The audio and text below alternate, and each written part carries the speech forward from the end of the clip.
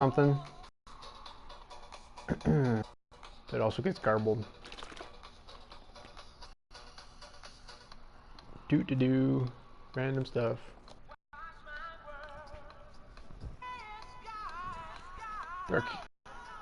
Ensure that we're actually going to get it broadcast off. An individual just joined the channel, hoping they're going to make a chance to come back on to the broadcast.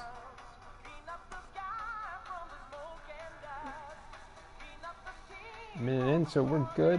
Broadcast is going to be live. Part of me feels like I should maybe just like send that person a message.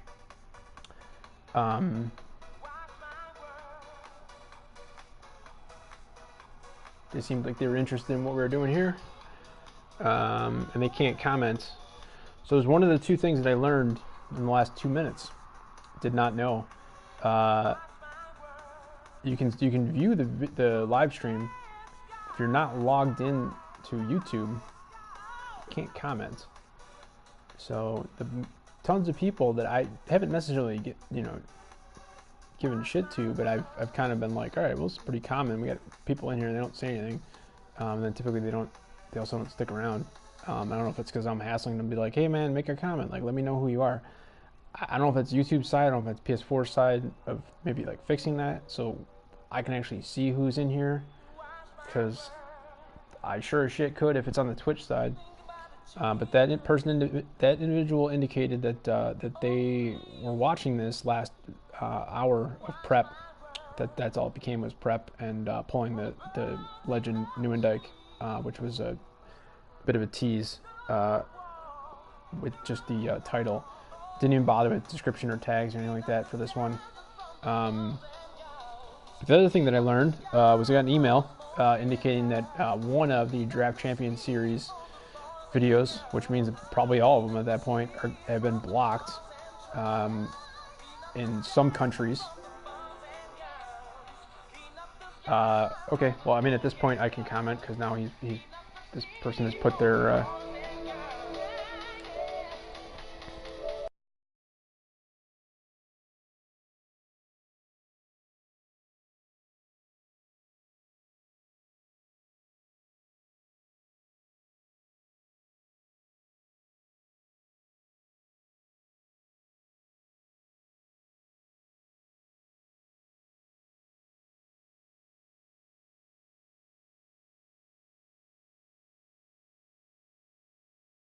okay, that is sent.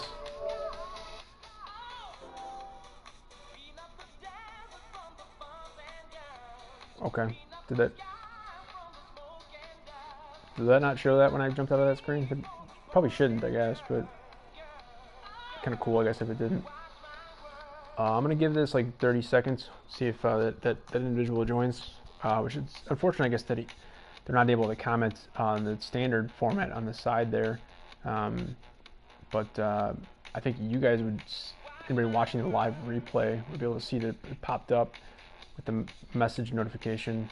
So assuming that the notification encapsulates all that's said in the message, I'll be able to see that during the broadcast without kind of popping out to the other screen.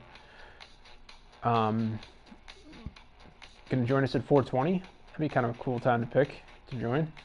No, missing it by a minute, a second. I mean, okay. Well, I don't want to waste too much time because maybe 5 minutes in, I haven't done anything yet, and I said this was going to be just straight pack pulling. I also said I wasn't going to indicate what the promise was that I made in the previous live broadcast, but you know what? Finding out that more than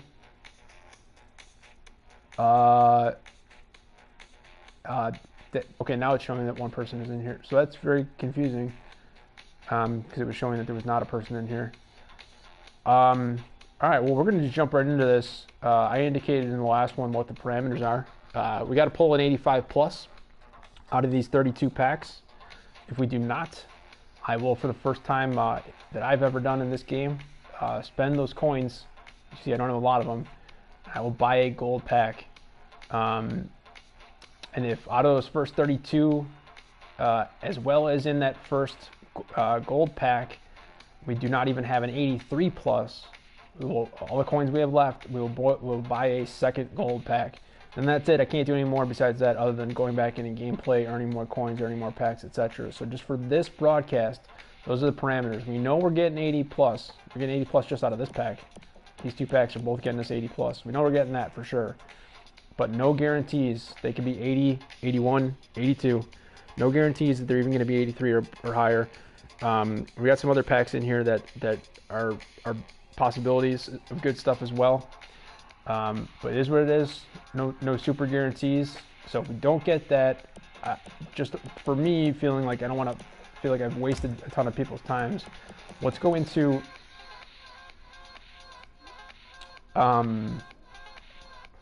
yeah. I'm not buying. Just to clarify, I'm not buying a gold plus pack, even though I barely do have the coins for that. I somewhat considered that, but I wanted to make the odds even more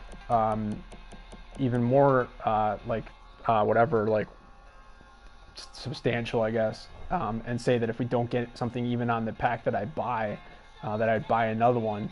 But if we buy a gold plus, then I got no coins left. I can't get anything with the 5,000 coins that I'd have left. I could buy a shitty bronze pack. But speaking of shitty bronze packs, there's one. So we know, from the do we even have one in here? So we know from these that we're going to get 80 pluses, and we got a bunch of them. So I think those are going to be exciting, and they're exciting for me and for this new format channel, which, just as a reminder, or for anybody that's new, for me, playing any games in HUT, I'm required to play only with non-tradable players. And so these packs are kind of my bread and butter for creating that team, and picking up that Joe Nieuwendyk, which I just earned 4 hours ago, even though other people have had him for like 4 days. As well as, honestly, even some of the loan alumni, and then eventually the legend alumni that you get from the milestones are also very helpful in creating that team. Me too. In which thing? I'm assuming your name is Jeff, or is it short for Joffrey? And do you say it differently then? Me too, in the sense that you just got Nieuwendyk, like today, in the last 24 hours.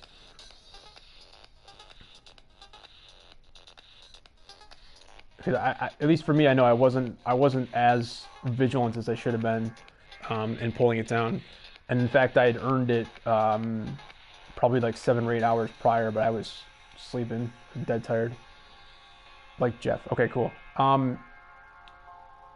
So yeah, so.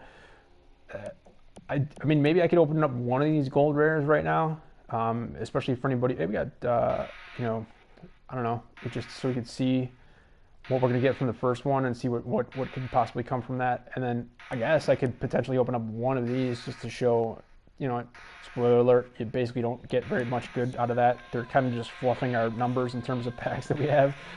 And I was just going to completely flood this with this. I was gonna have over 100 packs. I was going to complete the Draft Champions series with just one win at a time. And currently at this particular moment, I kind of feel like I do now have the energy, now like an hour and a half later, to potentially go through that process. But I had a fantastic team of 2 games that I played, and just played terribly.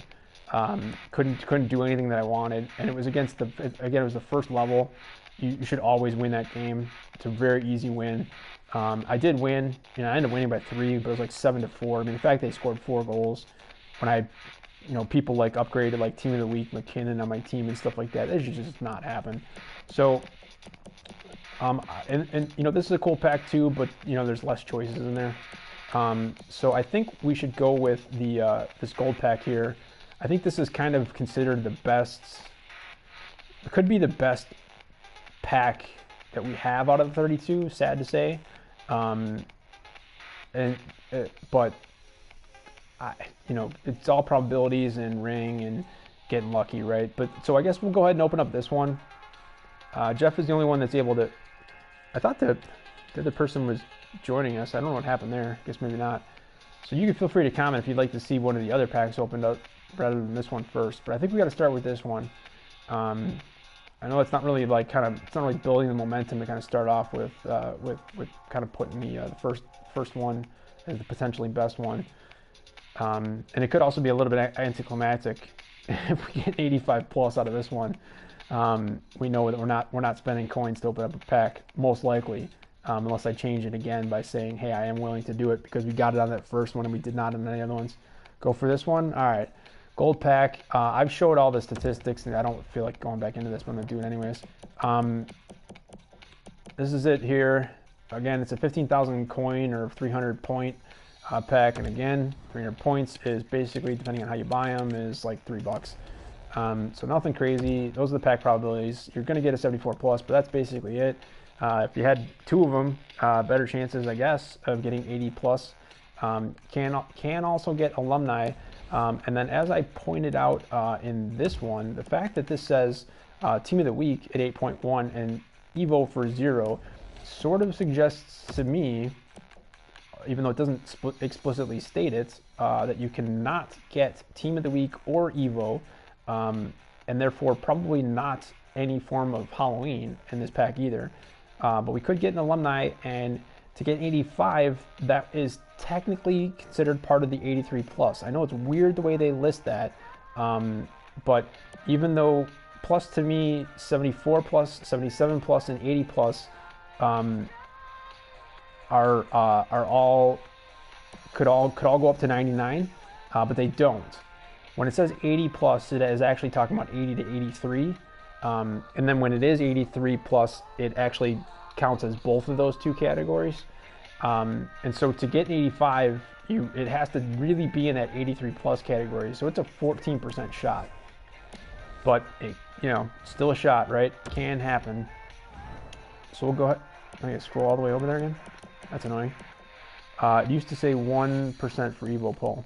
Yeah, probably during the Evo month though, right? I mean, before they switched over to Halloween.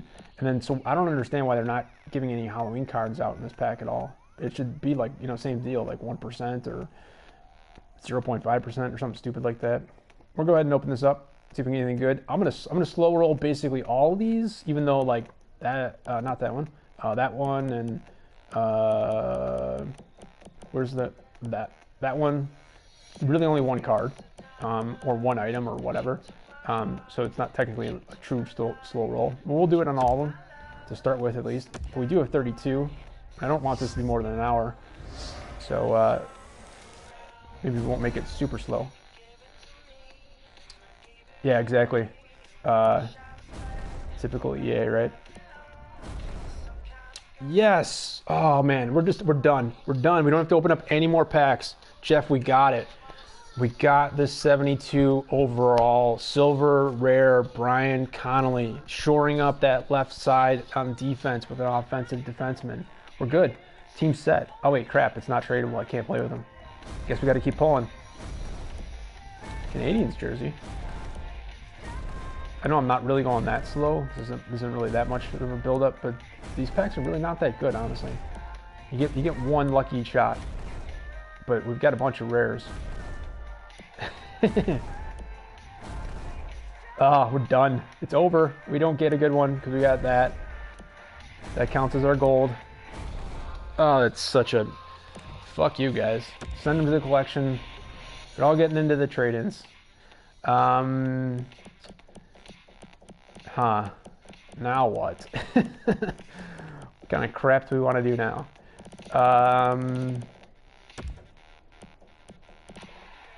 Alright, we're gonna go from the end to the front, unless just so that I don't have to deal with annoyance. If I open this pack up and it puts me out at the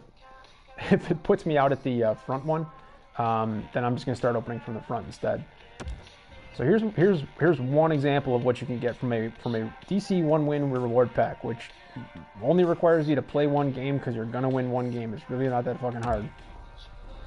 It's usually garbage, and it's red, so it's a bronze card basically. Not even 300 coins. Yeah, I will take that, since that's not really that much better than I might have been able to get from the card anyways. Contractor healing, come on, contractor healing. 300 coins again. Okay. Continue to give me 300 coins from each one of those. Gold rare pack, 80 plus. Now these ones, I'm gonna definitely slow roll these a little bit. These are my bread and butter. This is how I create my team.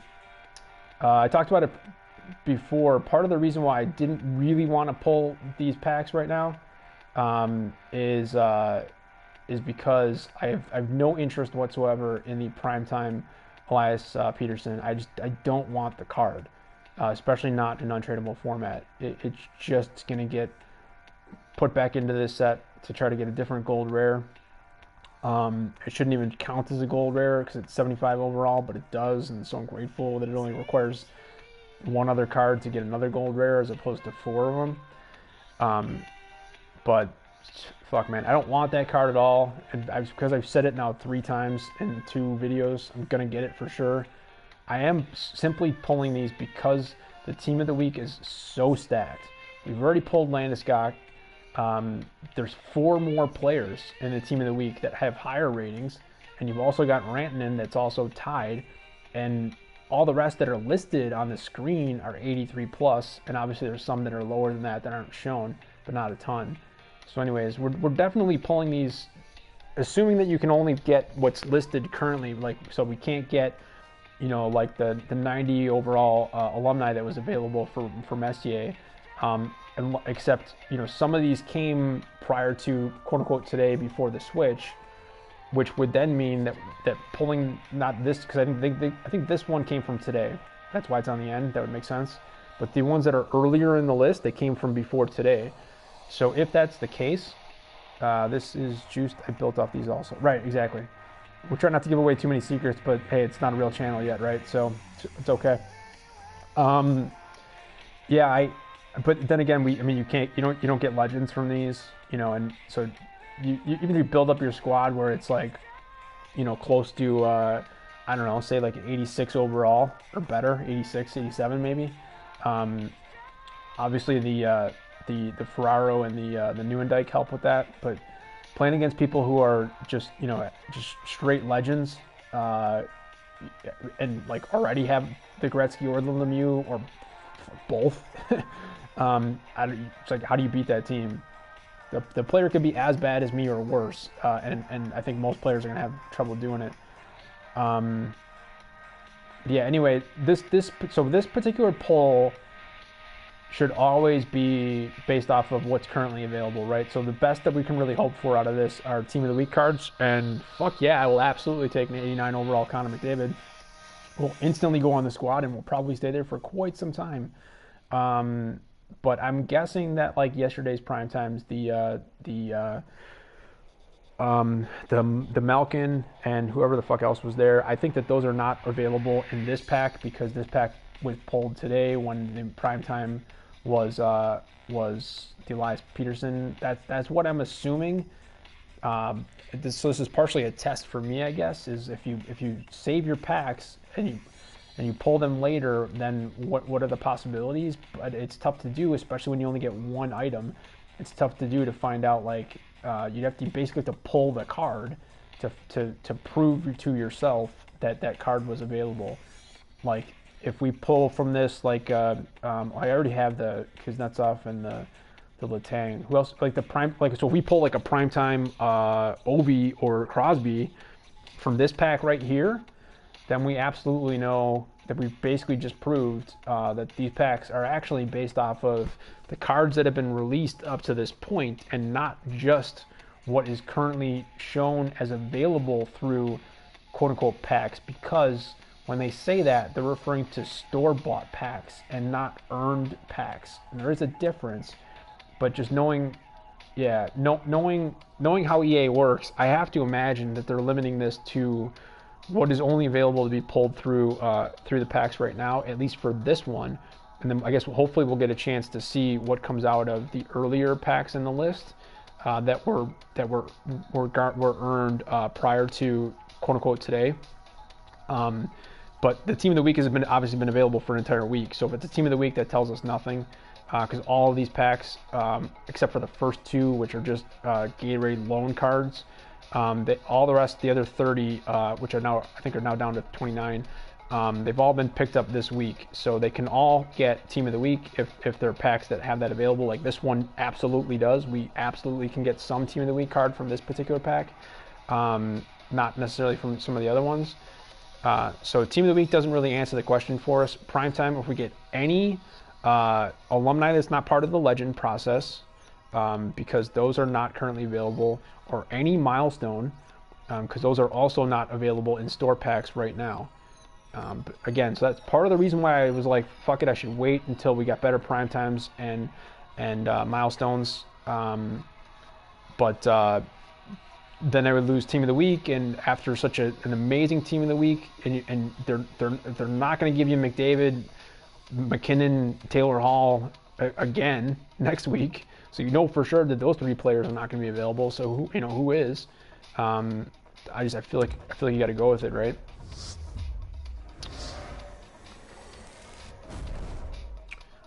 Okay, so untradeable, and shows you that I already have it, and I already have his Gatorade card.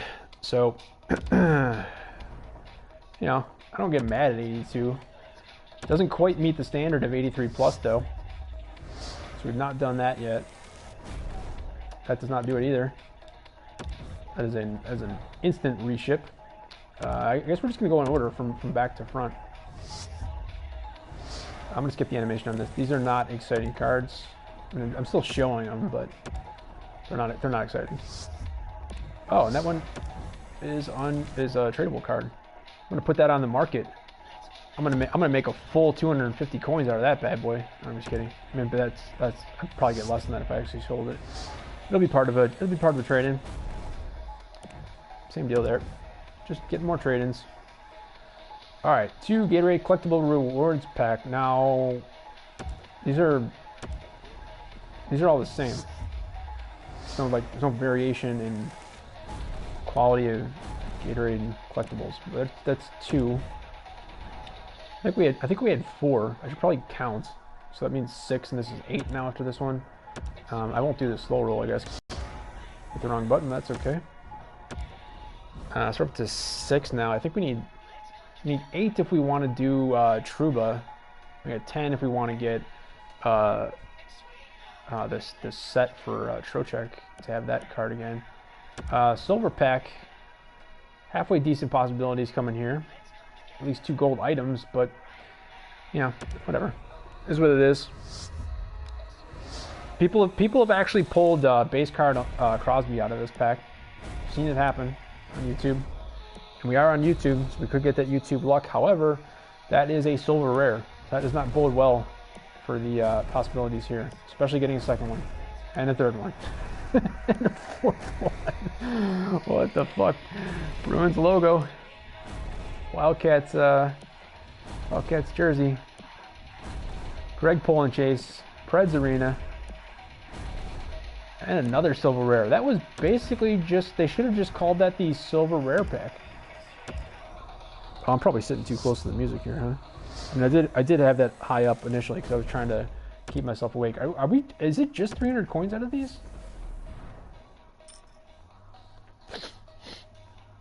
You had the regular Trouba or the Gatorade Trouba, the +2?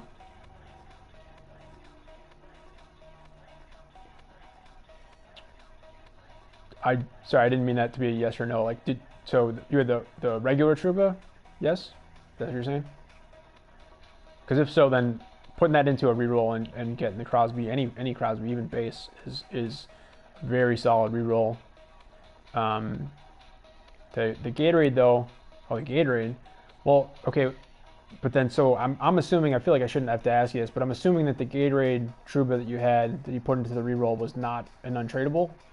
So technically you could have sold them for something, but not a ton.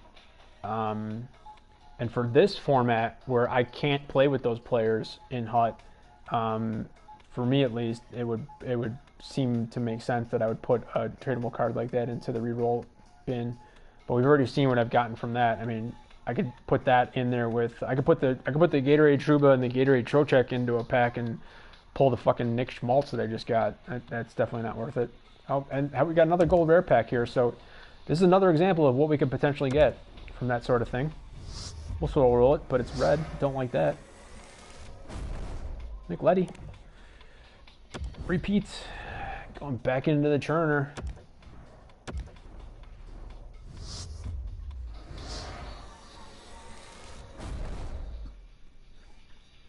It's like you feel like you should be excited about that, right? Oh, you were using Trouba. Okay, that makes much more sense. And that's pretty solid. So you tossed basically two 80s in there. You tossed in two Nick Schmaltz and picked up a Crosby. That is a solid reroll. I don't even remember what stuff I've tossed into these rerolls, but hey, just picked up Claude Giroux. Suspense has ended, folks. We have completed the journey. We are not going to be buying unless I change my mind because we don't get anything good that I don't already have, which hasn't happened yet. But the original requirements that I made in the end of the previous video that was a prep for this, as well as stated at the beginning of this video, this is an 85 plus. Does count. It's the kind of the bare minimum on an 85 plus, but you know, as far as cards that are available to get pulled, 85 is kind of the top level. I mean, as Jeff said, you can get it. You can get a Crosby, and in fact, you can get more than just a base Crosby depending on what's available at that time. Whatever that was, 2 or 3 days ago, you could have gotten a primetime Crosby. But yeah, the 87 Crosby is not a bad card to get from this. And in fact, that would get Crosby back on my team because I had the tradable and I traded him. Yeah. I showed the typing during this video, but I think that it didn't show it on the screen. But yeah, as you see there, not only is that yes, an untradeable and therefore available for the team, but it's a duplicate. And I don't think that we have an upgrade version of him. But I also think that he's honestly, man, I think that he has already gone into the bin for the reroll because I don't know what it is. I'm very good at pulling Claude Giroux. I don't know why. I got no beef with the guy. I actually like Jack. I like Jack Campbell, man. I mean, I don't see any reason why I'd have a 75 as my goalie, but I said we were going right to left, but I want to keep some suspense here. But there isn't really. There's nothing else good, man. I mean, we only have like a couple more of the gold rare cards too, so shit. This is not. I mean, especially if these DCs are not giving us even cards. I could have sworn when I did this before, that was part of the reason why I tried to do that whole series, is because these were giving me like bronze and silvers, and so they were going into sets. I'm not mad about getting coins, but I could do other stuff for coins. So should we go with this pack? It is on the end. Was also kind of my cheeky way of trying to find a way to get an 85 in a thing where there wasn't much of a guarantee of doing so. But you know what? Now I feel like I'm going to mess with the mojo. But here is why I was saying that we knew we were going to get an 80 plus for sure. I think you need to win all 4. Now, if you win all 4, you get a much better reward pack. Plus you get the other stuff. You get the 80 overall lone draft champion cards, and you can put them into the draft champions set to turn. I haven't been into that set in a while because I've never gotten any of those cards. I can't win 4 draft champion games. I just can't. I may have won 3. I've won 2 more than once for sure, and I've stopped trying. I just go for 1 and then I quit. So I can just rip through them and get a bunch of these packs. But if it's just 300 coins each time, I don't know. I might stop doing that. I might like legit try to win, and then see what I can do from there. Make an 82 player. All right, so we're gonna pull these, even though I've literally never pulled these from whenever I got them from the Gatorade thing. That's what you get. So, that is what it is. It says what it is. It's an 80 overall Gatorade loan card. And I think I have like the regular loan card, or the regular card of him. I absolutely I've got multiples of these. So this should show it as a duplicate, but because it's a loan, maybe it won't because I don't have the loan. Okay, so that's interesting. So it does not show that as a duplicate, even though it absolutely is a duplicate because I already have that card. That was going to be the cheeky way that I was going to kind of guarantee an 80 overall, but then again, these are both 80 overalls as well, minimum. So let's go ahead and go in here. I'm going to remind myself real quickly as I can without going in and looking at it, which 80 to 85 overall loan alumni players I already have. Because there's really no point in having a duplicate of it unless it's like an 85 that you really like because you can't extend the contract on it. But yeah, for those people that don't know what this is, never done it, it's a selection process. It's 3 selection rounds, 4 cards in each. That's what happens from all of the choice packs. People, I feel like, really only got to experience this during the Evo month when they're doing their Evo choice pack. Slightly different there in the sense that it was, you were picking 4 out of what was a group of 6 that you knew exactly who the 6 were. Here you got no clue what you're going to get, except for the fact that the third round is going to be 4 cards that are 80 to 85 overall loan alumni players. First 2 for me tend to be basically first round bronze, second round silver, but they can get better. You never know. They can be better than that. But it's usually not going to be any gold cards. Starting off with silver rare, ×2, ×3, and a regular silver. So right off the bat, I feel like I kind of got to go with a rare. Did I bother to even check on their stats to make a decision here? Or just kind of, or do I go with the 68 just to be like, well, first of all, it's a goalie, so which makes me actually want to check his synergies. Yeah, or do I go with the 68 just to be like, all right, man, like just put it into a reroll because it's tradable. It's not like any of these are going to sell for anything, right?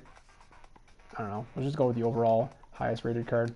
It's been a while since I've done this. I'm like, I'm clicking X. Why is it not doing anything? It's like, oh right, I have to hit square to verify the selection. I don't like when they do that, man. Made me think that for a second that I got a gold card.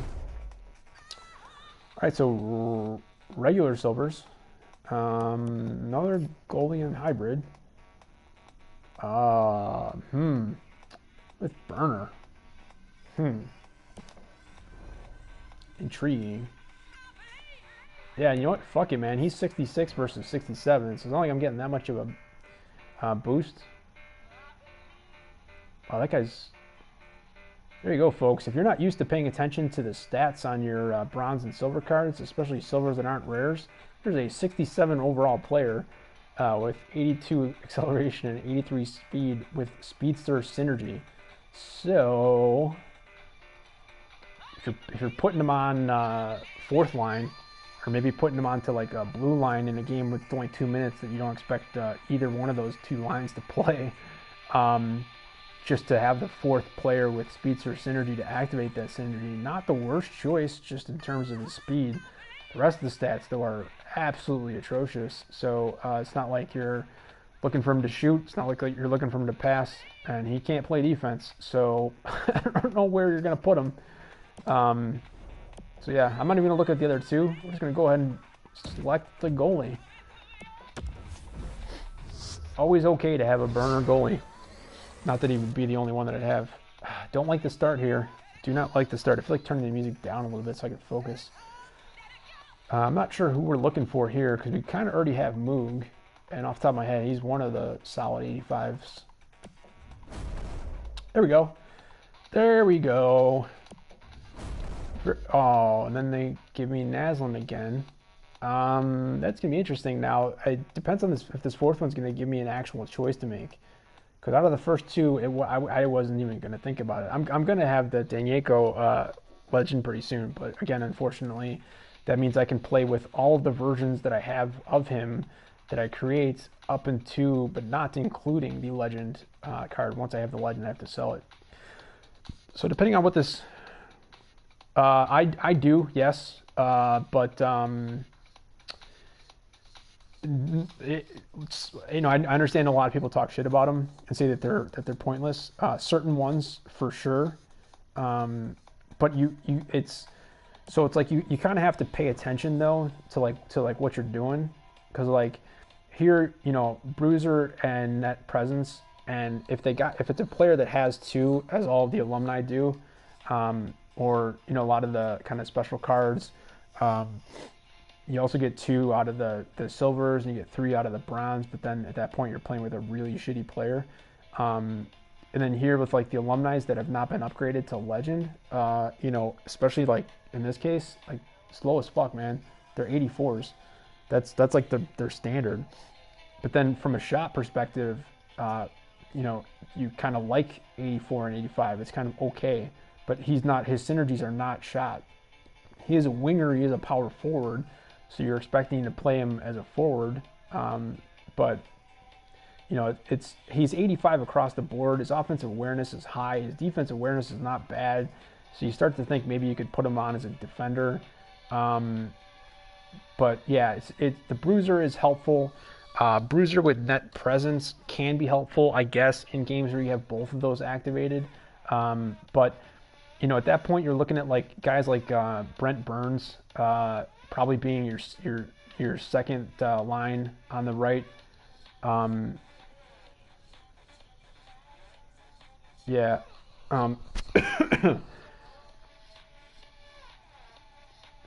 Right. So, yeah, it is what it is. Synergies for this guy is not necessarily like a great example. I mean, you also get Bruiser from Denieko. His legend is worth it, I guess. He's also doing MC Hammer time, and now with the Halloween cards that came out, and specifically like the Zdeno Chara, you've got a couple more Hammer Time cards that kind of make it worthwhile to potentially look into doing that. I feel like I shouldn't say this part honestly on a live broadcast, but I did when I still had the non-loan, like the actual like legit regular card, Bufflin's Halloween card. I stacked my team completely with Halloween cards that I picked up throughout these processes or whatever. And so I had, I had Heavy Hitter, I had Bruiser, I had Hammer Time, I picked all of like the aggression, and there's like 5, when you include Heavy Hitter, there's now like 5 different synergies that can add at a minimum a +2 boost to body checking. And you might, like, if you actually pay attention to the Bufflin card, you're like, well, that's kind of fucked up because he's already a 99 in body checking, and best we can tell, it doesn't really go up from there. It's not supposed to, at least. However, every other player, had a boost. It was just a huge hitting team.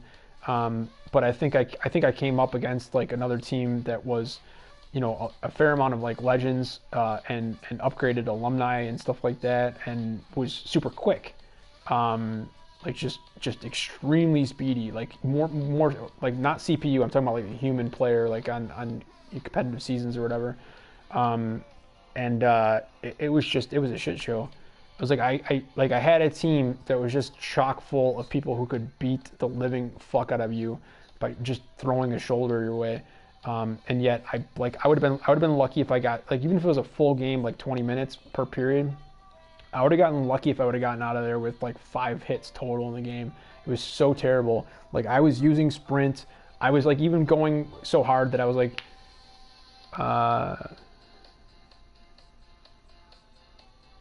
you got 250K for Denieko's legend card?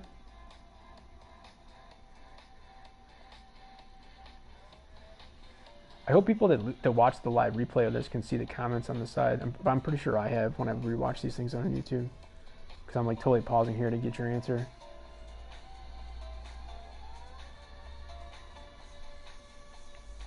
Jeff, is that what you were saying? This Denieko, when you upgrade to legend, you got 250K for the legend card?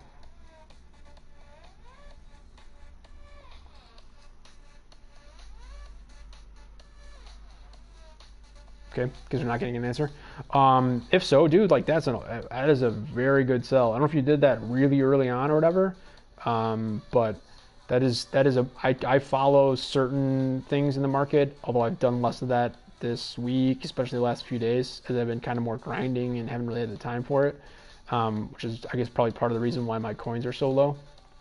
But yeah, 250K on the PlayStation side of things is... Oh, yeah. Don't get me started on that. No, don't. I don't know what you're. I don't know if you're. I said two things that you could possibly be apologizing for. Don't worry about it. No, it's a sore point for me because I sold them at a time where some people were getting as much as 400K out of them, and I guess I fat fingered it. He was part of like a group. I basically was selling like everything I had. I sold the max of whatever that is. I think it's like 25 that you can auction at a time, and he was part of that group, and I missed a digit. So I sold them, and I didn't have a range. I just put a straight number. So I sold them for 10 times less than I was hoping to. But hey, I'm not one of those things happen for a reason sort of people, but that's the reason for why we're doing this channel this way, because I'd lost so much. I'd lost over 1 million coins in value, or potential overall value in the auction house, and that's part of it. That card alone, let's just say at a minimum was 200K lost on the difference between purchase price versus sell price, which I know better. If you knew my education background, you would know a person such as me, even in the state that I was in, which was like I'm falling asleep, on the couch, and like literally going off to bed, and that's why I was setting those things up for longer terms in the auction house, so that they have a full like 12 hours of potential long sleep for me to have them sold and come back. I come back and I see that I've got some coins. I'm like, oh, okay, one of my lower items I guess sold or whatever, as opposed to like my my legend Hudry or my legend Olchik or my Evo Hall or my Evo Subban or or my my Evo Panarin or my I was like, I don't know, maybe the Evo Middlestat sold, because that was basically about the price that it was sold for. And I go in, I look at the sold items, and I'm like, oh, you gotta be kidding. I immediately quit. I immediately quit the game and put all the rest of the cards up for auction as well.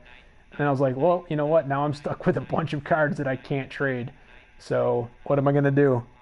So I was already creating content for this non-existent channel, basically just for myself as a test. I was gonna go back in later and try to use editing software and see if I can create anything of value with it, like value in terms of like valuable content, just anything that I'd be willing to watch, because I don't even sit through all these live broadcasts, to be honest. After I've in terms of going back and watching them after the fact. But that's how we arrived at this point of doing this channel in this format. Also, because I don't see anybody else doing this. Probably because they have not lost 1 million coins in value.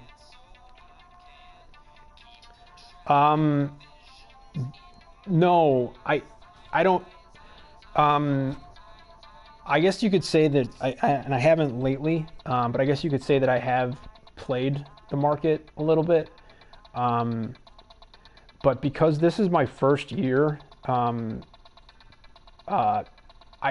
PlayStation 4 is new to me. I bought it basically Labor Day. It's the only game that I have.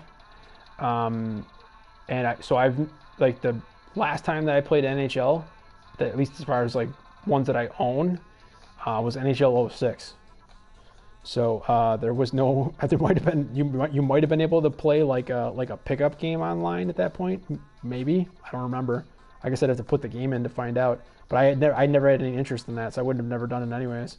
You definitely did not have an auction market. HUT did not exist. None of that shit, right? So as far as new gen consoles, as far as any types of games on new gen consoles, and then as far as the auction market, like this is all new to me. On the PS3, I did have kind of legacy versions of both MLB The Show as well as FIFA. So I dealt a little bit with the market in both of those. So I don't know if you're referring to NHL 2K6, like literally like the name of the game of 2K6. I'm referring to NHL 06. So this version of this game, as opposed to the 2K series, the 06 version of that. So I think I said the name of the game wrong. Yeah, I wasn't referring to the 2K series. I don't think I ever actually owned the NHL, any of the NHL 2K series. I've played the games, but I probably just played them as like a loan through GameFly or something like that. But probably not the NHL versions, like the NBA version for sure. And I can't even think of off the top of my head what are the. So I guess you actually probably did play the NHL because the 2K at that time didn't have a ton of stuff. Like they didn't have a soccer game. I don't remember what type of baseball game they had. No, I think I said that I played NHL. I don't know if I said NHL 06 or if I said NHL 2006, which would have been confusing.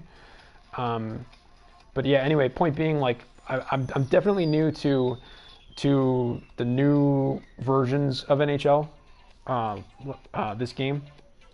And again, I've played the market a little bit to like at least know, hey, if you're playing the market in a game that is not the current year of the game, it's shit. It's fucking terrible. Like there are certain players that you basically have to get in, say, like MLB The Show. Not this current year. I haven't played this current year, so I don't know. But the version that I had on PS3, like there were certain players that you had to get to be able to put them into essentially like the set, where you then have to do like certain criteria. Like you have to hit like 5 homers with them or something like that. And like I guess you could potentially buy packs and get them from that. Maybe, I don't even remember. But like I wasn't spending money on packs for that. Second year series with that. That's cool. So I guess you got 1 year ahead of me. So you knew, I would assume that I didn't, that they do this stuff where they pull this stuff out every month. And that and you can come to expect certain stuff basically every week. I just figured out that I was allowed to play in competitive seasons like last week. I'm shit. I can't play in them. I didn't even qualify in this week's qualifier. Played 3 games, won the third one 3-0. Did not even qualify. But I'm trying at least. So obviously I can get into the to the Gatorade, into the which is now going to be whatever it's going to be next week. And I got into the Halloween, which is also going to be ending soon.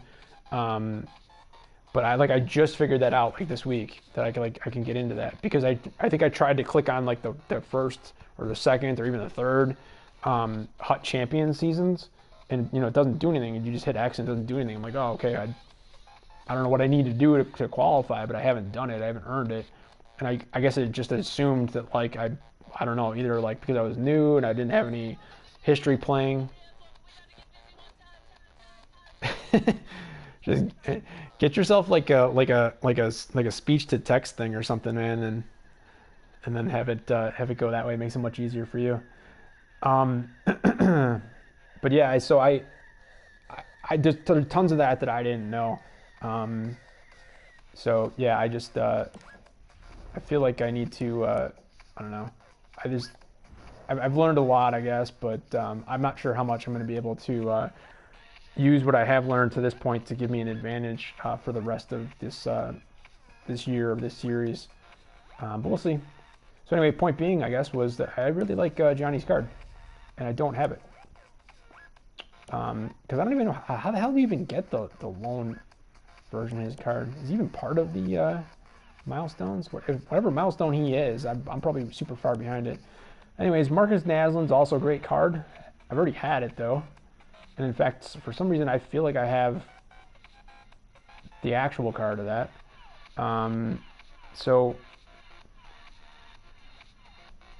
Yeah, correct. 2 p.m. Pacific time. Certain things update. Other ones went later, and then obviously Team of the Week is every week. This whole Halloween fucking thing though really threw me off. I was not up for it. I probably had some of those cards that ended up going for a ton of money, and had already gotten rid of them because I was like, well, they're never going to play on my team. What do I need them for? It's just part of the whole thing of me being like, oh man, I had stuff that sold for so much money, and I like I just got rid of them, either put them into sets or I sold them for even if I sold them early in the game when stuff went for more money, it's not worth it. Like I sold the base of Vander Kane at least once prior to Halloween starting. So I sometimes look at that as far as what it's going for now. Well, there you go.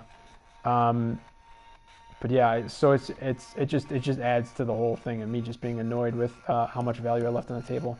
But anyways, we're not taking Danieko under any circumstances. We have many versions of that card, and we definitely don't need a lone version of it. And I'm not putting an 82 defender on my team. So it's going to be Johnny and potentially Marcus. Depends on this fourth card. Let's see if we get a good one. That counts. That counts. But look at Doopy. So that's what I'm saying. Like I have that card. And I think that because the lone Gatorade Lazar, Curtis Lazar, did not show as a duplicate, even though I own the card, the regular card, but I don't own the loan card, I'm thinking that that means that I have the duplicate. I'm sorry, I have the, yeah, well, this means that this would be a duplicate of the loan Selming, and obviously an 85 overall.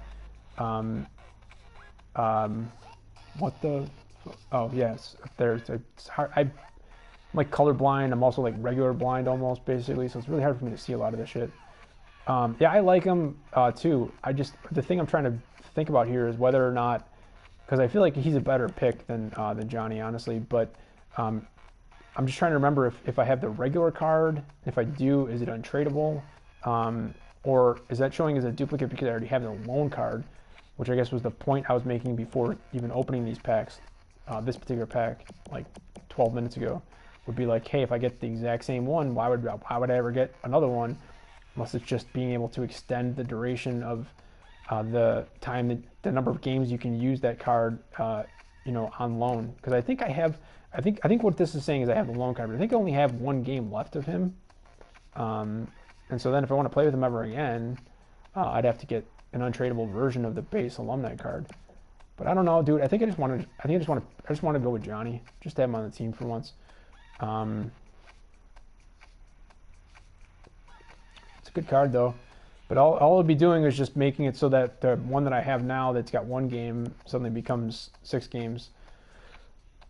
Let's toss Johnny onto the team and see if that's a thing that we want to do later on. So we're going to make that pick. Another 85, folks. So we've gotten 2 of them. I feel like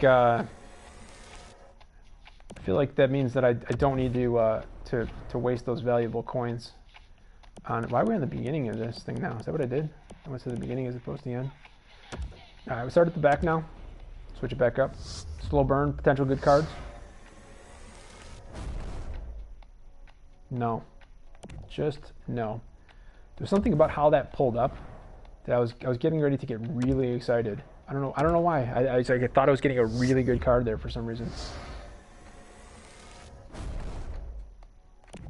Okay, well, we don't have that, I guess, but that's all we can say about that one. Jordy Ben, once again.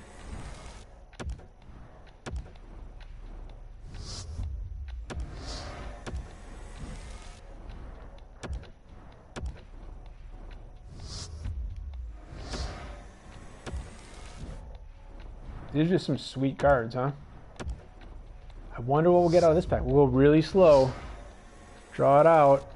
Oh, it's a gold collectible. I wish you could, like, instead of just going to auction item, I wish like from here you can like click on auction house and see what like the top 15 gold collectibles are going for. Because that is a sellable version of that. We got 2 gold rares here. Why don't we see first? Are these just going to give us 300 coins each again? Or are we going to get some actual cards that are going to have no value and be part of sets to trade in? That's weird, man. How do I not remember that from before? So that means if I finish that series, I think that's like 30 more games I'd have to win. So is that right? 9,000 coins? Like that's not worth it at all. Not fucking at all. That's the equivalent of like 10 games in threes dropping. It's like, or something like that, which goes a lot fucking faster. All right, is this all we have left? Jeez, we got no packs, man. All right, we got a gold collectible, a bronze pack, a gold common, 2 gold rares. So let's get this out of the way. Find out who we're going to be adding to the mix soon. Goes right into the next churner. No suspense here. Just kind of buffing up my numbers in terms of how many packs we had to open here. All right, so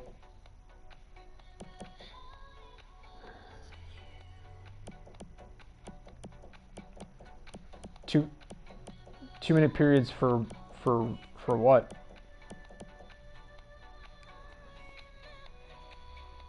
For draft champions?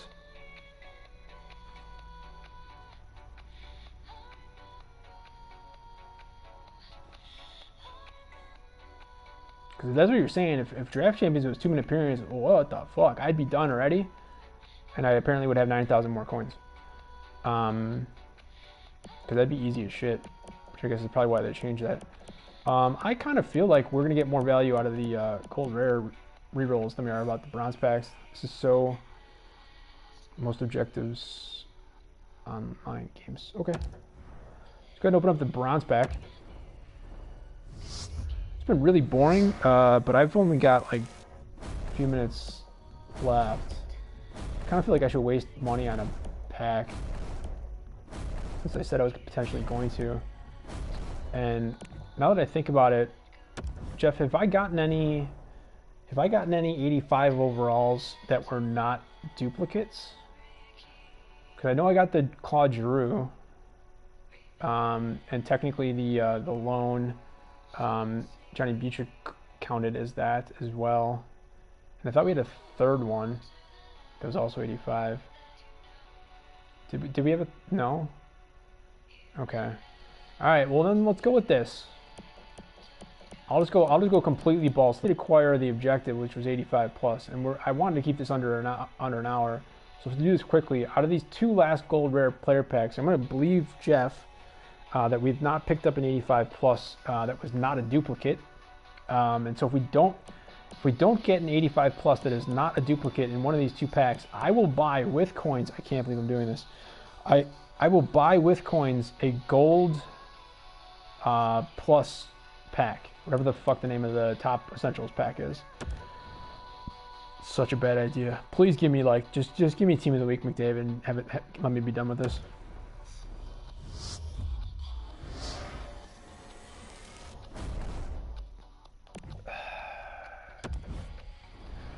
One more to go.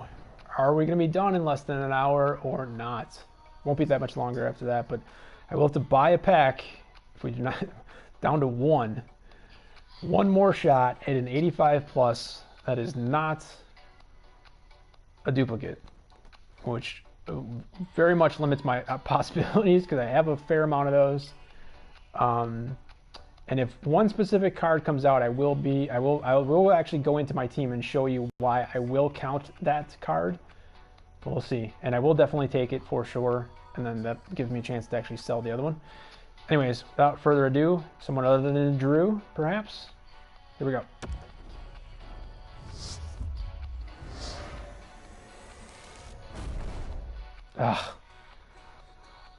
I suddenly hate you so much, Roberto Luongo. I should just click on go to store. You are forcing me, I can't believe I'm doing this. You're forcing me to go into the store, spending coins on a gold plus pack. Man, I hope they give you like better outcomes from spending coins rather than like the ones they just give you in the game, or I don't know. I guess they shouldn't give you better ones for coins than you do for points, because points you have to pay money for. They don't even like branch off like 85 plus. It's just like, all right, 83 plus is 38%. Good luck. And alumni's can be 8. Well, I think they actually mean low 78, but they're not. They're 80 plus basically on average. Team of the week can be 8.1. Evo is 0. It's 12 player items, at least 4 guaranteed rares, 2 guaranteed gold, and 3 guaranteed NHL player items. But people don't read these things correctly, so they misread that as indicating that there is any sort of guarantee of a guaranteed gold rare, and there is not, even though, it would kind of seem that way, because technically a gold rare is 80 plus and it's 86%, but 86% is not 100. So if you're saying it's hit or miss on various things, I'm assuming it's hit or miss just even on whether or not you're going to get you're gonna get a gold rare. So it's been I had these at the beginning of the game. I haven't even gotten like the regular ones, like these ones down here, until just now for whatever it was that I got those out of or whatever. So this is legit. Yeah, that's what it says, right? So this one's actually got non-player items, but there's 14 non-player items though, so potentially as much as 14 of them. So I mean, at least these are all player items. But whatever. I can't believe I'm doing this. 35,000 coins. Okay, so I'm spending current value Evo middle stat to get 12 player items. Let's hope this goes well. Okay. Jeez. Well, it's gold at least, but should I go music down a little bit? It's gonna end in 25 seconds anyways, but I so wish I could get excited about that. I really wish I could. I don't know why that's not showing as a duplicate. It's very confusing to me. I guess maybe I don't have that card. I could have sworn I had the entire Halloween set.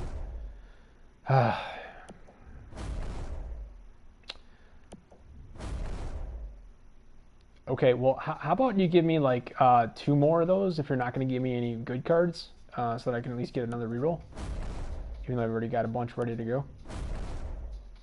How many?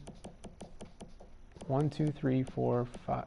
Jeez, I already lost count. 5, 6, 7, 8. So we have 4 more to go. None good yet, unless you want to count that Halloween one as one. But again, as far as my format goes, none of these players are really technically available for my team, which is probably why it's really stupid for me to do this, and I shouldn't do it again.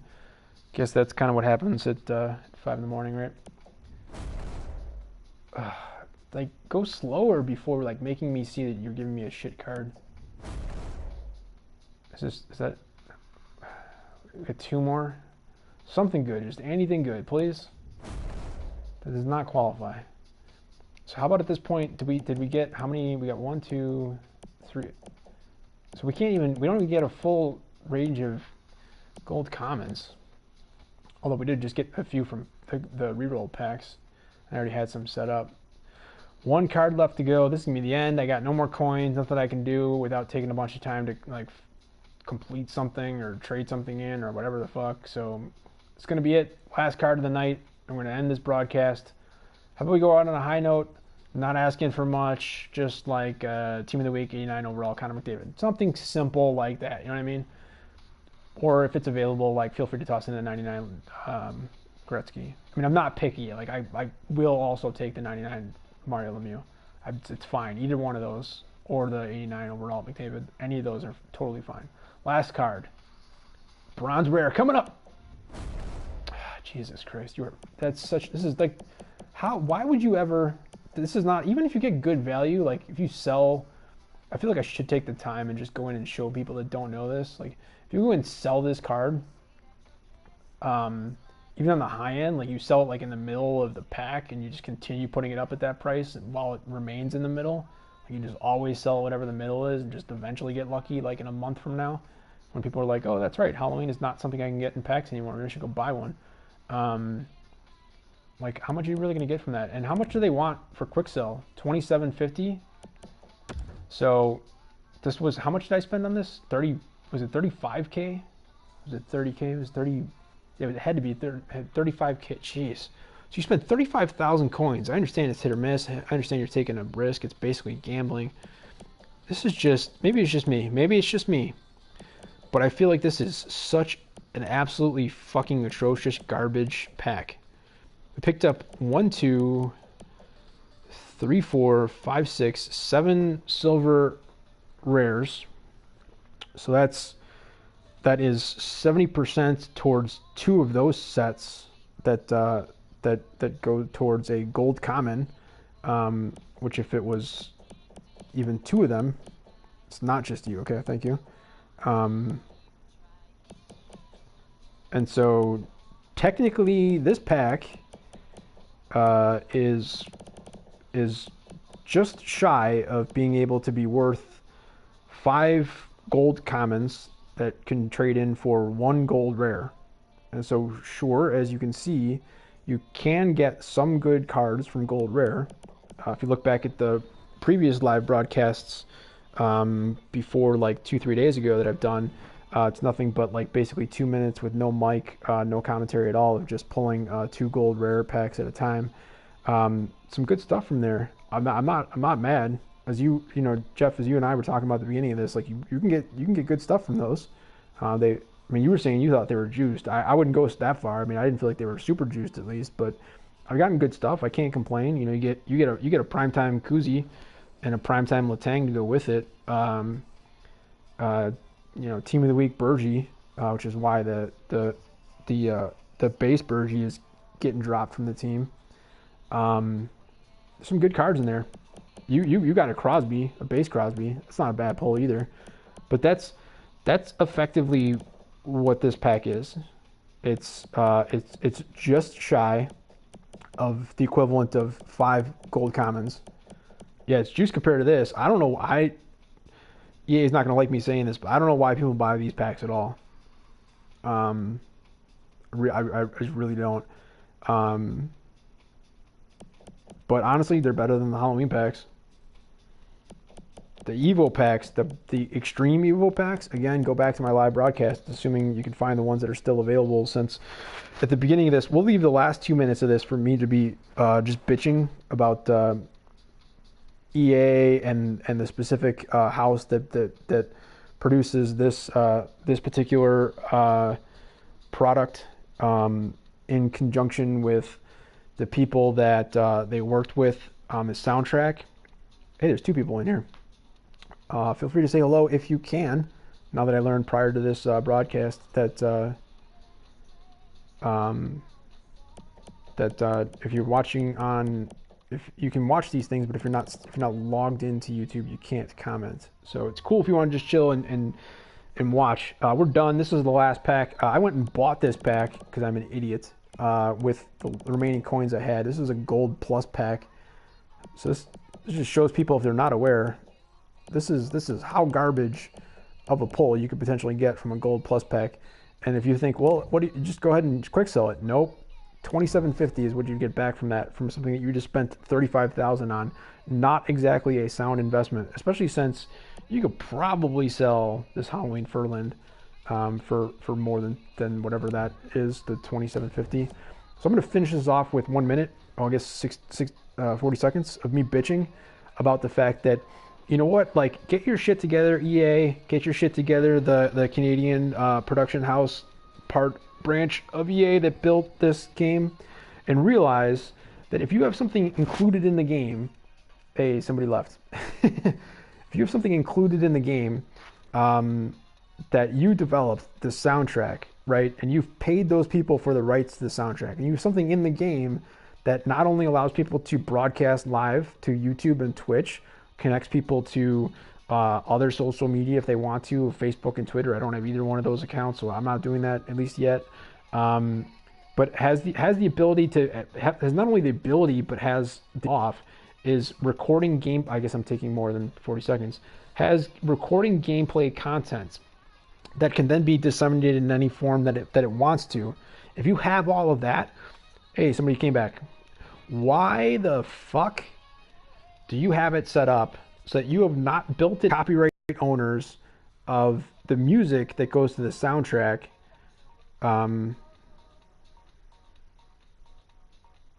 Yep, pretty much. But literally all developers do that, so that part I'm not necessarily upset about. You kind of have to expect that. Spoiler alert, maybe coming in the next, possibly 2 days if I actually spend money on it, or if I wait until the copy that I've got reserved for free gets to me. I don't know how long that's going to be though, so I don't know if I feel like waiting any longer because people have been playing it for more than a week now, and I'm kind of jealous and whatever. But we might see content on this channel just because I haven't separated the channel yet of Red Dead Redemption 2, different production company. So that's going to be Rockstar. People say bad things about them. I don't think that you can say microtrans. Well, but is $100 microtransactions though? It depends on how you view that, right? Because you can buy $100 NHL point packs like forever. Like if you got don't Jeff at the end of this is going to turn this into me deciding to not take any more time and make sure that this time Friday morning I will have Red Dead Redemption 2, and then hopefully I've gotten some sleep prior to that, and we'll just do like a week or two of straight non-stop, possibly like not actually pausing the gameplay live broadcast on YouTube, but just like literally pausing like this, like staying on the screen like this and just walking away from the game so I can go pee like for 2 weeks straight of Red Dead Redemption 2. I'm already thinking about it. I am, which is sad because I know I just talked to the person today. I already know that there is a copy of that game with my name on it. It has already been reserved. It is already coming to me. It's already like I don't have to pay for it. It's solid. It's good, right? But there's no guarantee as to when that happens. I pretty much guaranteed that it won't happen by the end of this week. But we also kind of said that it was very unlikely that it would take as long as like the end of the year. But if it takes like another 2 or 3 weeks, if it gets close to when online breaks on that game in a month, do I want to wait that long? And that version that I'm getting doesn't come with any of the extra content. And therefore, do I want to get a version that has the extra content? And do I want to have that on Friday and then have it permanently and know that there's not going to be any issues with connectivity and to my account and the ability to broadcast and all that stuff? And as I said, just basically just get a little bit of sleep and then just stay up for 2 weeks straight, just nonstop playing the game and broadcasting live. We're going that direction. We're going that direction. But my point wasn't necessarily to say that like Rockstar is always better than EA. It was just that like people say some bad stuff about that game. I just feel like you go into any game and you kind of have to assume, those sort of things, that like they're in business to make money, right? Like that's the whole point. Like they're unfortunately though, almost every business, at least in America, doesn't seem to understand that like there's more to a business than just like making a dollar today. And I went through this a lot, trying to fight that fight, and I finally gave up on the fight and don't fight it personally myself anymore. But there are plenty of people and plenty of organizations out there where the sales team has one objective alone, and that's to sell at any cost. And like I don't mean at any cost like just as a metaphor and a saying, like literally at any cost. And so they'll sometimes sell stuff at a lower price point than it costs to make the fucking thing, and they get their sometimes 6, 7 figure, 10 figure, sorry, 10, did I say 10? They're not making $1 billion. What the fuck? 6, 7, or 8 figure bonuses. Yeah, this wasn't like me like trying to like lecture you personally about business. If that's how you took it, I apologize. But no, that's cool that you get around an ice cream shop. I would I would much prefer to actually talk business with somebody that runs an ice cream shop versus somebody that runs a publicly traded company that doesn't know the just doesn't know anything. Basically, is completely fucking clueless and thinks that thinks that it makes sense to have your sales team selling stuff at a price that's lower than what it costs to make it. Even though, yes, I understand that there are things such as, what's called lost leaders, and that there are times where it does actually make sense, competitively speaking, or based off of the other things that you're enticing that customer to also buy at the same time, or in successive trips if you convince them to become a regular customer or whatever. It does sometimes make sense, and you can look at the history of McDonald's, and that's kind of what happened there, and that's why. Would you like fries with that? Would you like to make that a value meal? Somebody else is in here and is finding out that weirdly enough they joined the end of a pack pulling session, and they do see if they know NHL, they see a Halloween 81 overall Michael Furlan on the left wing side, and they're like, why are they? And they're gone. And why are they talking about McDonald's? Well, it's pretty simple there. It's like. It's pennies for the soda, pop, Coke, Pepsi, other drinks, whatever you want to call it. And I know from being in that business, needs to make better moves to draw odds.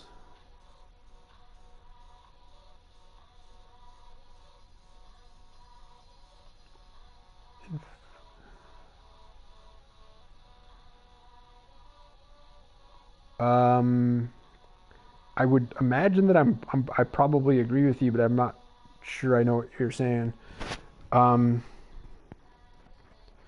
This would probably be the situation that I would be in if I was watching somebody's live broadcast and I was limited to communicating only through text and like however many characters it's limiting you to, which looks like maybe like 20 to 25 or something like that. As you can tell, I'm not exactly, I know, I would imagine. And then for me, as you can tell, I'm not exactly succinct. I'm the opposite of that, verbose. I do not have the ability to make any points in a small amount of time. I was ending this fucking thing like 20 minutes ago, and now I'm talking about how McDonald's is at least used to and was able to build a business, at least for the franchise or franchisees, because the soda was cheap. And I know from personal experience that even like 10 years ago, and I don't think it would have gone up too much since then, or probably a little bit. The cost of the cup and the lid and the straw was not very much either. Assuming that's what you're selling the drink in. So it's pretty cheap, and you're essentially making money off of every single one of those that you sell. So it's absolutely okay, and they did it for many years. I don't know if it was a full 50. It was a very fucking long time that they sold their cheeseburgers at a loss. I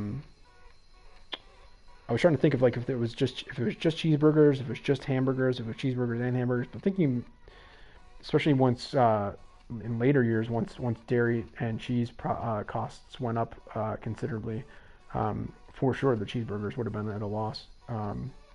Even when they first, even like around my time when they started selling them for like $1, which I think they've come back to as part of the dollar value menu or whatever the fuck. I don't care, doesn't matter. It's been a long time since I've been at a McDonald's. Just using that as an example, where you can sell as a loss leader, and it actually makes sense. So you sell the burger for not a ton less than it costs. Like you don't give the thing away for free. You still make some money off of it, but you use it as an enticement to bring people in to buy the stuff. Exactly. Well, I guess as you own an ice cream shop, you probably know about dairy. That was really silly that I made that statement and then didn't even like think back to like 5 minutes ago when you pointed out what business you're in. That's funny as shit. And in some cases, the other stuff, man, the ice cream in general, the milk, the sugar, depending on what type of sugar you're using. If you're using the stuff that you should be using, in my opinion, that shit is very expensive. If you're not using the stuff that basically kills people. um, so yeah, it makes sense. You sell certain stuff at a loss leader to be able to get them in. But otherwise, generally speaking, businesses should not be selling stuff for less than what it costs to produce it, especially if you like basically only have one product. If you're a professional services firm, and you're selling, you bid on trying to earn a contract, and you do so at a price that's less than what it's going to cost us to do it, like just our inherent cost. It's fucking stupid. It really is. And it's done every single day, at least in my city. And best I could tell from my travels around the country in the United States, happens every single day. Every single day it happens. Yeah, I was specific. I was in that when I said that, Jeff. I was specifically talking about sugar, like pure cane white sugar, as opposed to the the fake shit. I forget what the current names of that stuff are, but like the stuff with like saccharin and all the rest of that junk in there. Basically, I kind of didn't want to use the C word on a thing that could be viewed by technically anybody on the web, but I'm talking about the stuff that causes cancer, basically. But then again, I talked a lot about Coke and Pepsi, and they both cause cancer too. So, what doesn't? You know what I mean? But yeah, so it doesn't make any sense to me.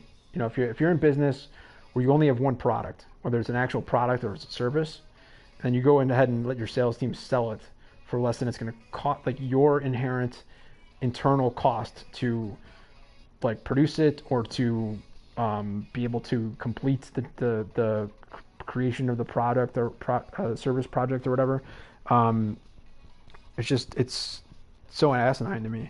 And I know for a fact that most of the people that I was around and dealt with that were in that sort of arena, they didn't understand the potential more, I don't know what you want to call it, like the next level thinking on that of like, okay, well, here's the thing, this is a new customer for us, it's a new client for us, so yeah, we're gonna do this first one, we're not giving it away for free, we're gonna do it basically at a bit of a loss, and when they say that, it's usually a pretty big loss, and the whole goal is to try to turn them into a regular customer down the road.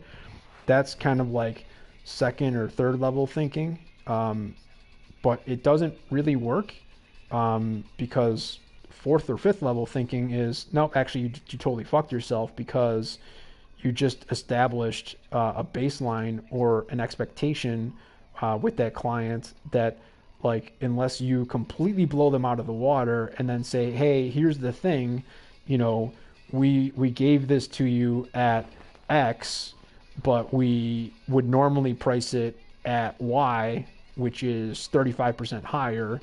And in fact, we think that you now have seen our value, so we actually want 20% above Y, which is, essentially incrementally like 60% higher than the X that you paid the first time. Like, the looks you should see on the people's faces when they're told that, it's just like, you absolutely know that they are 100% thinking, get the fuck out of my office, you moron. And it, again, happens all the time. That specific thing doesn't necessarily happen every single day for every single person, because you gotta kind of go through the whole project and complete it and not get fired by your client before being able to even have that conversation. But at some point, you're gonna have that conversation. And I don't know why people think that you should get like respected by your client, that you like just try to undercut everybody else to win the business, because that's like basically the only way that is ever going to ever work. And it sometimes does, I've seen it work, but that's the only way that's ever going to work, is that you basically convince your brand new client that you're willing to go to extremes, and you are basically willing to like crawl through. You're basically willing to be Andy Dufresne in Shawshank Redemption, to literally crawl through a couple of miles of shit to be able to get out of the jail. But then you're admitting to that person, they're basically the warden in that situation. Like, you're basically admitting to them that the thing that you just did was crawling through their pile of shit, that was their pile of shit, and now you kind of want to do the same thing, but you want it to be less shitty, and you want to get paid more for it. So it's a weird thing, and the only time it ever works out is when the person is like, "Hey man, I like the cut of your jib. I like your style. You know, you were willing to basically, like, you know, take this on the chin and be able to ensure that you were bidding lower than everybody else in here just to be able to get your foot in the door and show us what you could do." But honestly, for me, I feel like that's a very old school way of thinking. That's like, you know, kind of the nonsense of people who believe that sort of stuff happened on a regular basis, of like the Charlie Sheen character in the original Wall Street, where it's like, hey, all you gotta do is just call you just gotta call Gordon Gekko like every single day for 4 years, and eventually they'll let you sit there for 6 hours and get in for a 60-second meeting. But even in the movie, which is fake, the whole thing is fictional. It's all, it's somewhat based on some characters that were kind of like that at that time when it came out. It's 100% fictional. There's it's not based on any actual circumstances. And even in the movie, even in the Hollywoodized, fictionalized, fake, glamorized version, the only reason why that Charlie Sheen character even gets to stay once he gets in the door is because he gives a shady character inside information that he can trade off of and make money, which he eventually turns around, not trying to spoil alert, but he eventually turns around and then screws over the guy who gave him the information, Charlie Sheen, as well as his dad, who was then out of a job. So in that case, specifically talking about his actual dad in real life, who was playing the character of his dad in the movie. So that part of it is more true. It's like, yeah, you can actually sometimes pull that kind of shit off, but only if you do so with like a person who kind of sees a little bit of themselves in you and is like, hey, this person's super shady too, so I'm willing to do this shady shit. And then they're gonna eventually completely screw you over once they get the first chance to do so. And so now you just kind of have to put yourself in a position where you remain not essential, but like you I don't know what the correct word is, but like you remain like invaluable or whatever to some extent for them, because like the second that you're not, you are completely expendable. you're gone, and that's it. So let's end this. I said I wanted to end in an hour, so now we're gonna end at 90 minutes apparently. Anything else, Jeff, that you want to say? Anything else you'd like to look from this? I feel like I don't even have to ask you. You've been playing Red Dead, it sounded like, for 2 days now or whatever. So if I were to ask you if you'd like to see some Red Dead content of just basically just constant live streaming, from the start of the game to whenever I feel like stopping, which would be awesome if it could be at 100%. But from what I've seen, it's a pretty fucking extensive thing. So I feel like I don't even have to ask you, but I mean, like, would you like to see that content? I'm assuming that's a yes. Anything else? Like, luckily you're one of the first people that's said more than 3 things that has not asked me about Fortnite, and that kind of makes me happy. Because nothing against that, but I guess I'm gonna play that because it's free, and I guess I'm gonna start broadcasting gameplay of that. More HUT, cool. All right, so you have HUT, you play HUT, you like to see more HUT. So I'll ask you this. I mean, you have anything specific that you'd like to see more of, especially in this format, like the live broadcast is what I'm doing the most of right now. Like I would assume gameplay. I mean, would you like to see live broadcasts of any grinding? Granted, I've got 7,400 fucking coins right now, so good. Glad that you're not on board with Fortnite. I'm gonna have to do it at some point, I guess, but especially if I get Red Dead soon, like before this weekend. Like then that would mean this weekend is not even going to have any NHL in it. I don't think it's going to be just straight Red Dead. So at that point, it's like, why would I even bother with Fortnite? At least at that time, maybe eventually. So maybe that'd be another reason. It's like I could kind of keep myself from doing the whole Fortnite thing if I go ahead and just bite the bullet and get my own version of Red Dead now. Okay. Oh, so I will show you this because yeah, I mean you look up there, it's overall 0, right? It's kind of misleading. So obviously I do have a few people that I can sell. Um, but I'll show you the team and you'll see how. Pardon me. There's at least one basically. 35,000 coins, man. 700 NHL points. So you have to spend more than $5. Any amount basically more than $5. But also you can't do like 500 and 150. That's still not enough. So you can't spend even 650. So I guess that means technically more than anything more than 650, and you can buy that pack. And we just showed how fucking shitty that pack is. Currently selling this. Does not appear to be going well. It's not even that high price, man. I mean, it's a long duration, and it's a small amount, but it's also like close to what 75% of how many coins we have right now. And yeah, that obviously that's up because I've got it's a duplicate. I've got the untradeable version. So here's the card that I was so worried about, and now I'd fucking taken a heartbeat compared to the bullshit that I did get, and didn't get any of those. Already got Landeskog. So let's go into my team. Let's see if we did. Whoa, forgot that I was in that version of the mode.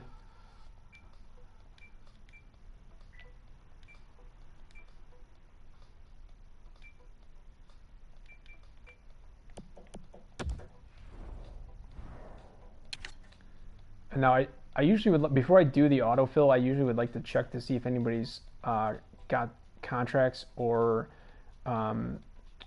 healing that needs to be done, because I feel like it fucks the fill up. But if we did just best overall, this is what we'd have. Nieuwendyk is new today. Putting Ferraro on the second line center.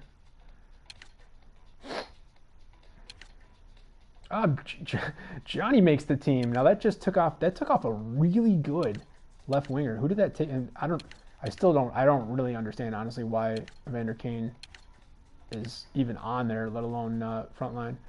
Puts Bergie in the back. Oh, that's because they're putting Kuznetsov in the second. So I would probably not go with this team this way. Synergies are not there either. But here's the card. Here's the legend Al. I don't. Yeah, I mean, if I need to, I'll put a left wing on the right side or a right wing on the left side. It sometimes depends on a variety of things, including like. Oh, that's weird. The brand new that I just picked up, because of my shots on goal, 85 lone Al MacInnis is my frontline right defenseman. I don't understand what the fuck is going on. Did somebody... Hold on one second, please. Because did somebody have like a contract that got... Oh, that's what it is. See, that's what I'm talking about. I didn't have...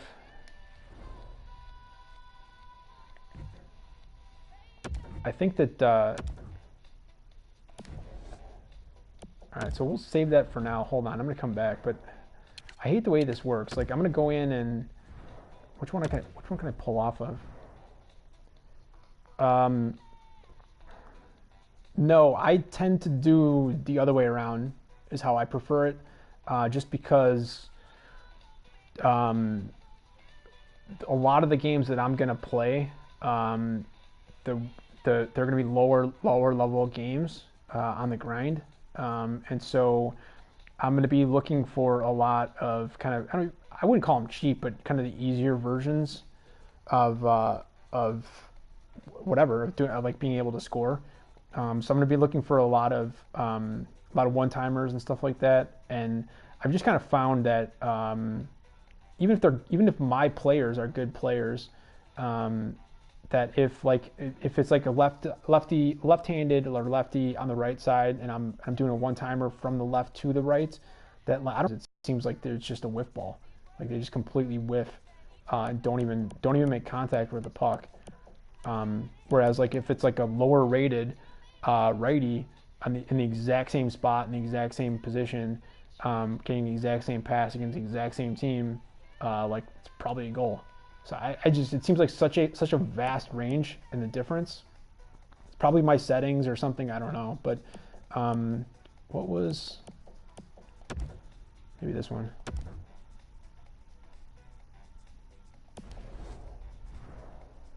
Well, there's Letang for sure, but I did just add his contract. Okay, so 2 more are done. So who is that? Just out of curiosity before I put him up.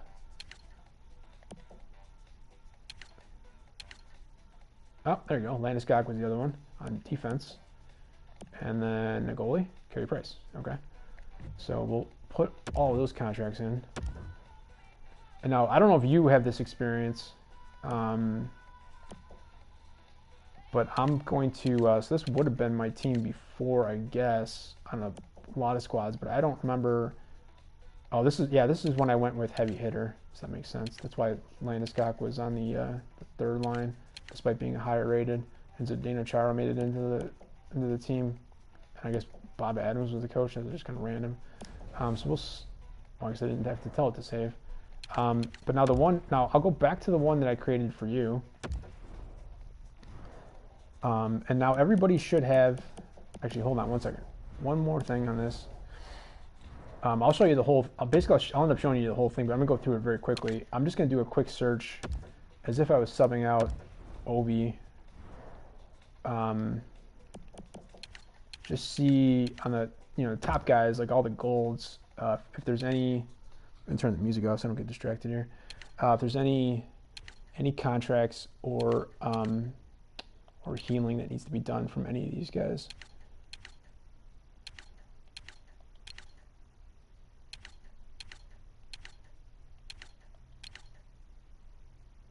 The Numanen, I got that from a reroll as well, so I was pretty happy when that happened. As well as all these team of the weeks, they all came from rerolls. As well as the Gary Valk. It's weird that in this screen they don't show you that they're untradeable. It's kind of strange to me, but whatever. I guess I'm not seeing any. The actual legends. The only legend I have right now is Al Afraidy on the left defenseman. I did the set for that. I did, but if you're also, I did mention earlier, I guess if you've been paying attention, that I did also have at one point the Olczyk and the Hudry, and sold them both. I did the sets for those. But like the Hudry, I think well, yeah, I knew you meant legends. I was just saying I don't have any legends. Like I have the one. I have Al Afraidy, so I basically have to sell that specific card for a lot of coins for me to have any chance of really being able to play the market, especially for an extended kind of live broadcast of like waiting for good stuff to come around, and showing the difference between like this time of the day or night or morning or whatever you want to call it versus like 12 hours prior or whatever. Okay, so down to there's so many 82s and 81s and 80s though. I don't really think I need to, like, these guys are not really, like, they're not going to make it into the team, so I guess I don't really have to be too worried about whether or not they've got contracts or healing or whatever that need to come in. There's that Furland. There's the lone Gatorade card. All right. So, I forget which is what. So, okay. So we're gonna go back into the one that I created with your name on it, which was just done to show what a new. What's a 90 overall, huh? Can play the 90 overall Hut Challenge games with this team if I wanted to now, but it goes against my criteria because these are not all untradeable cards. But I kind of feel like I should make an exception to be able to play in some of the Hut challenges that require that level. Okay, so from here I should be able to say autofill best overall ratings, and it should change. Well, it's weird. It just kind of decided to put to switch Tarasenko and Lettinen. But it also added Pasternak. Who else was over on that right side? Were they not paying attention? I don't know. Centers are all the same. Left wingers are all the same. Defense, Letang got into the second line. So Al did manage to stay in first. And Brett Burns kicked out whoever was on the blue line, which could have been Charo, but I don't think so. No, it was Matt Dumba's team of the week. So there's that Selming. Yeah, we got 4 games left on that loan card. So I guess we do not have the base alumni card as an untradeable. Otherwise, why would they put the loan card in? It would seem strange. I think that was the card I was thinking of earlier. I was trying to Zadorov.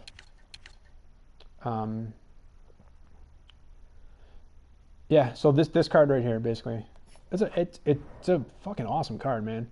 And if you do care about synergies, it's Beast and Bruiser on a defenseman who's got that shit going for him. His body checking is 88, and then you add those synergies on top of it, you're talking about 95 plus.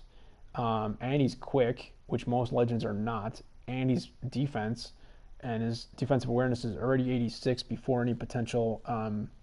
No, I did not. Look here, I'll show you. Oh, wait, what? Why is... Oh, okay, that makes some sense, I guess. They don't show you... They don't show you on this screen who the untradables are. Where do it... Oh, I gotta go to... I'll save this. I don't know what the fuck that did in terms of my, like, goalie for that squad or whatever. What do I have in... Oh, yeah, I'm still trying to sell that card. So yeah, so this is going to give away the fact that, like, I don't actually have the untradeable Ovi, unfortunately. Wait a second, okay, he's 86. I was like, why is he not even showing up? Yeah, see, so Kuzi, as I said, picked up the team of the week, Landeskog, the alumni Howard Chuck. Obviously, the Nieuwendyk and the Ferraro came both from the dailies. You already know that. The team of the week, Bergie.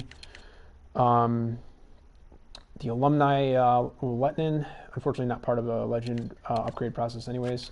Base Kopitar, Halloween Marchand, Tarasenko, Drew, obviously all those guys. You just saw me get the loan for Johnny as opposed to the regular card. But yeah, there's the Letang. Picked up Primetime Letang and Primetime Kuznetsov, and as I said, Primetime, or not Primetime, but Halloween Marchand, all part of the reroll process. All 85 pluses, you know, and then it goes lower from there, obviously. Rene and Kane and Tyler Seguin and regular Bergie, team of the week, Dumba, then all the rest of them, and standard Pasternak, who I guess makes the squad. You know, Carey Price is kind of my standard goalie now at this point because of that. Again, here's the Numanen that I was talking about. So, I mean, I do have, it looks bad because it looks like I have a bunch of people on here that are tradable. I mean, somehow I have 223 items, but I mean, you just saw, I think I just pulled like close to 100 items out of those 32 card packs. So a lot of them came from there, honestly. And they'll just go right back into rerolls. And some of them are like loan cards, Gatorade or alumni or whatever, so they're not really intended to be like for the team. So technically the loan items would qualify for me being able to play them on hot, but like this Ryan Getzlaf, I can't. The Sean Cartier, I can't. Even if I wanted to play any of the rest of these for the most part. I mean, even the Connor Hellebuyck, who I think I just got just now.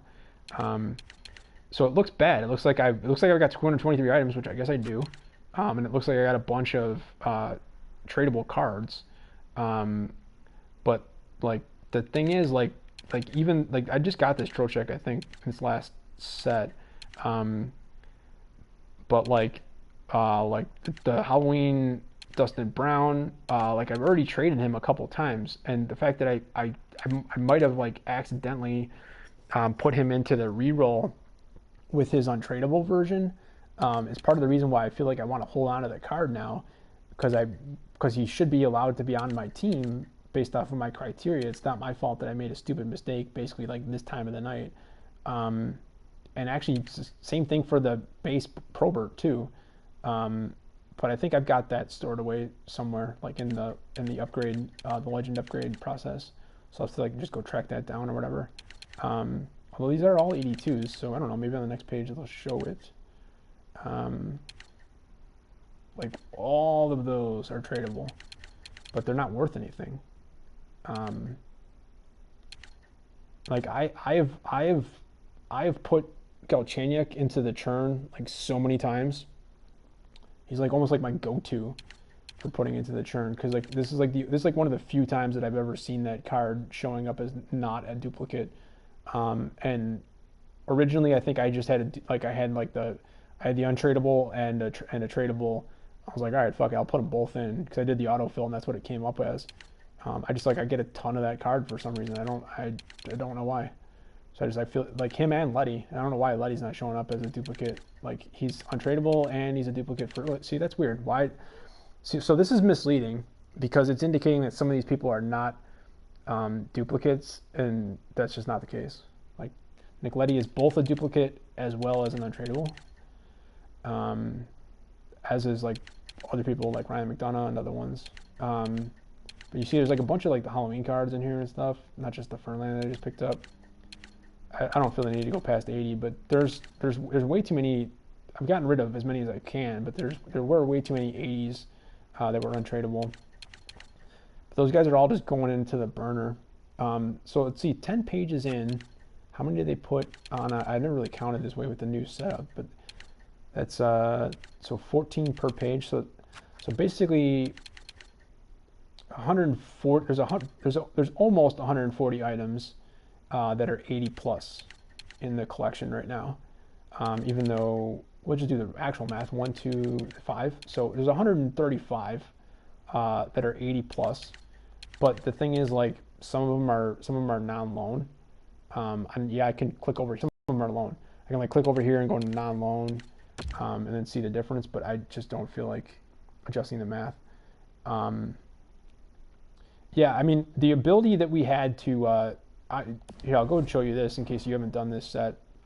It's not really like the best. I think you get like a silver pack out of it or some nonsense. But if you haven't done this one, especially if you don't give a fuck about Joe Thornton, you trade in your, once you've used it, I wouldn't recommend getting rid of it if you haven't used his 5 games yet, but your 90 overall loan Marcus Naslund, as well as your 81 overall loan Joe Thornton, you get a silver pack. And that's it. But that's literally the only value that you get from loan cards. Yeah, okay. So you already know. It's fucking silver pack, man. It's like nothing. So I mean, the silver pack is not worth. Like you're never getting a card as good as 90 overall Marcus Naslund out of a silver pack, in my opinion. So yeah, I was like, I was gonna do it, but I was gonna wait until I'd used the cards, and then by the time, like, I was very picky about when I would use the high level loan cards. So I didn't use Naslund as often. And then by the time I had the 81 overall Thornton was fucking useless. Like he was never making my team unless I forced him into the team. I'm sure I played 1 game, maybe 2 with him. And at that point I was like, fuck it, man. I'm just going to do this set just so I can complete another set and have that milestone further along. And let's do the let's gamble a little bit on the silver packs. Let me go see real quick if I have I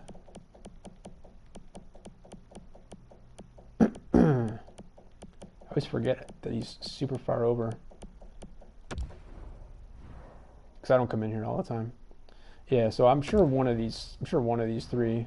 There you go. There's the one untradeable. I'm gonna look at all 3 of them now. I wouldn't doubt that more than one is untradeable. Well, I guess one of the 2 so far. 33% is not bad. All right. So you saw apparently I have a tradable one too. So then it's just a decision for me. Shooting for the 94 stacking 400 sets are tough. Yeah, I know. I'm getting there though. I am. Because I was all about sets to begin with. Yeah, don't worry about it. I know what you're trying to say there. I'm good at if I have a general sense of what the person is attempting to say or talk about, I can tend to pick off the difference between what's said versus what they're after. So that's the sets, right? So look, man, I got 44 to go to get the 89 overall legend. I'm sorry, 89 overall loan. So that's a start. I've already burned through the 85 because that was a while ago. You know, that was 200 sets. I've almost doubled that at this point. And not, as you can see, like 85s, like some of the 85s don't even make my team. So 89 would though. So yeah, I do a lot of fucking sets, man. Like I really this is one of my. I don't know where this game is going. I don't know anybody from EA. You know, I don't necessarily know what's going to come out. I honestly can't even tell you what the new event or events or cards or whatever the fuck is going to be coming out basically quote unquote next month, like in the next couple days. And as you can see, with 7,400 coins, I'm not in a position to be able to jump on quick when it's announced and find the cards that would go into that process that are going to be worth 10 to 100 times more. How do you know how many sets you've done? How many you've completed? And then I'll just continue talking with what I was saying. Yeah, I'm not in a position, obviously with 7,400 coins, and I would have been in a little bit of a better position if I hadn't bought the stupid ass gold plus pack that got me no value whatsoever. But even with 40,000 coins, that's not enough to be able to get enough of those cards that are likely going to be in the same situation as the Halloween deal was, where they were basically shit cards, you know, at best gold common, if not, I'm sorry, at best gold, at best gold common, if not whatever, mid 100, like less than 200? Is that what you're saying? Like between 100 and 200? Which would mean that you don't even have the 85 overall yet then. Maybe 150. Wow, yeah, you gotta get on your sets, man. It's like the key to the game. Although I guess if you're not playing like me, these cards are less important. But still, when you finish, that's a 94 overall. How many of those you got in the team already? You know what I mean? For me at least, like I'm looking forward to even having the 89 on there when I work through the last 100 sets to get the legend. What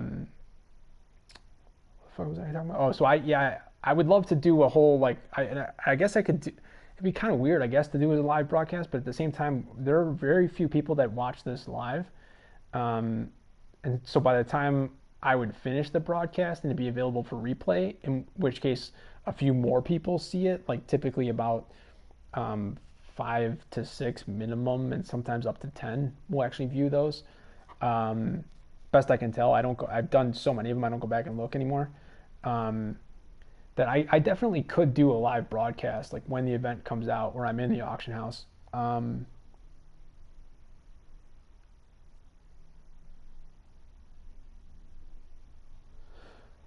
Okay, yeah, let me get to that in 1 second. I'll show you. But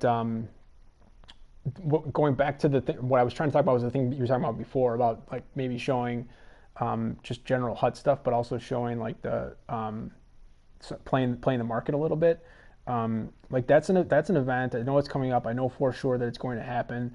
I'm sure I'm not the only person that figured out that I completely missed out on the Halloween stuff and that I sold stuff that maybe I shouldn't have. And I guess, yeah, technically if you look at what I have right now, if like 80 to 83 gold rares that don't really sell for very much right now become part of this upcoming events, like trade-in sets for some crazy fucking like 96 overall master card or whatever that's even better than this Halloween Bufflin, then yeah, absolutely. Like I've got those cards. I've got a shit ton of 80 to 83 gold rares, but because I've been doing these sets and stuff like that, I've got a lot less of the gold commons or even the lower rated cards below that. So I would I would either have to get super lucky that they're shitty low value gold rares that I could sell that are tradable.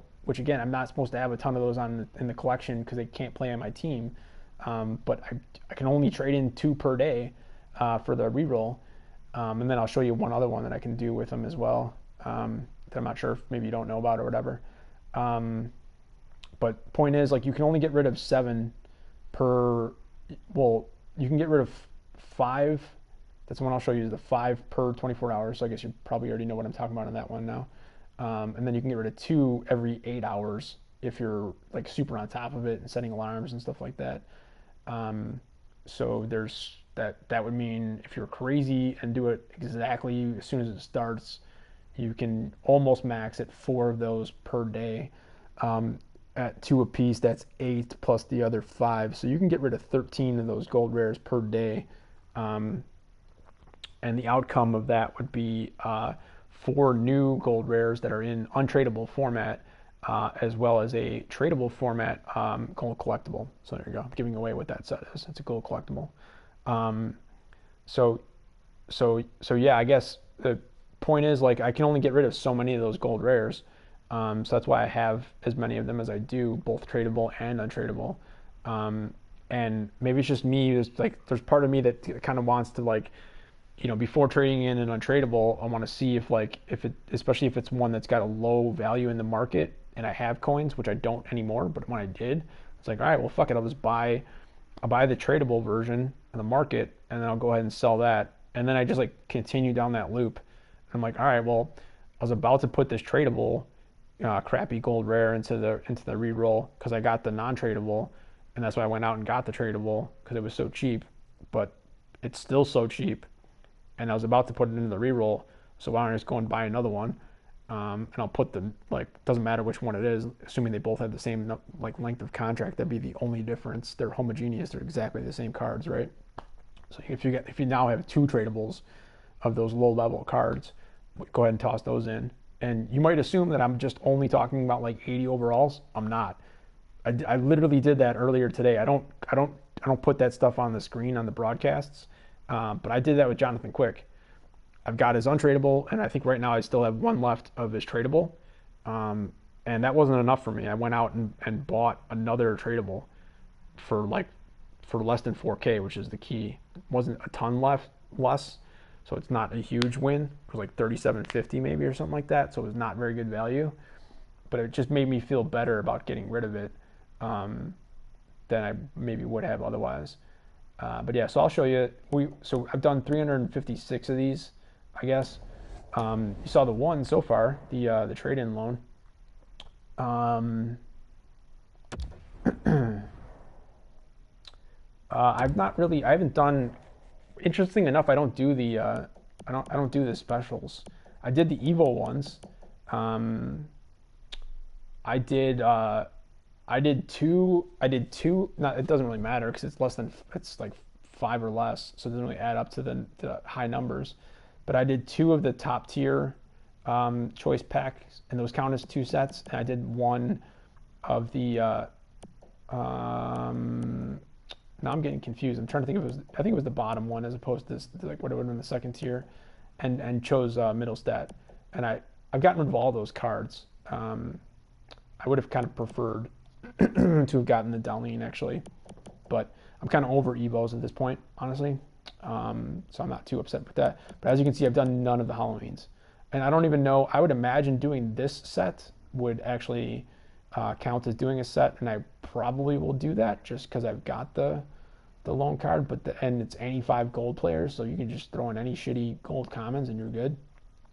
But you only get to do it once, and I imagine, much like the original loan card, it adds 2 days onto it. So I'm trying to time this one as much as I possibly can, so that I know that I've got like a 2-day period where I'm going to do just a ton of playing, and I'm going to allow myself to count that as a player that I'm going to let myself play in Hut with or whatever. So maybe like I have right now with this overall 90 team, like playing in the games that require your team to be 90 plus, which is like, I'm not going to win very many of those games anyways, but at least I'd be able to be eligible and to try. And team building, same deal, man. I've done none of these, not a single one. But again, that's only 4 sets. Do them more than once. I don't know. I know the Evos were a little weird like that. Obviously, monthly rewards. This is 5 right here for this month. I believe, had less for September, and I still have the September collectibles, and now I've got one so far. In the next 2 hours and 40 minutes, I'll have another October collectible that can't be used for anything.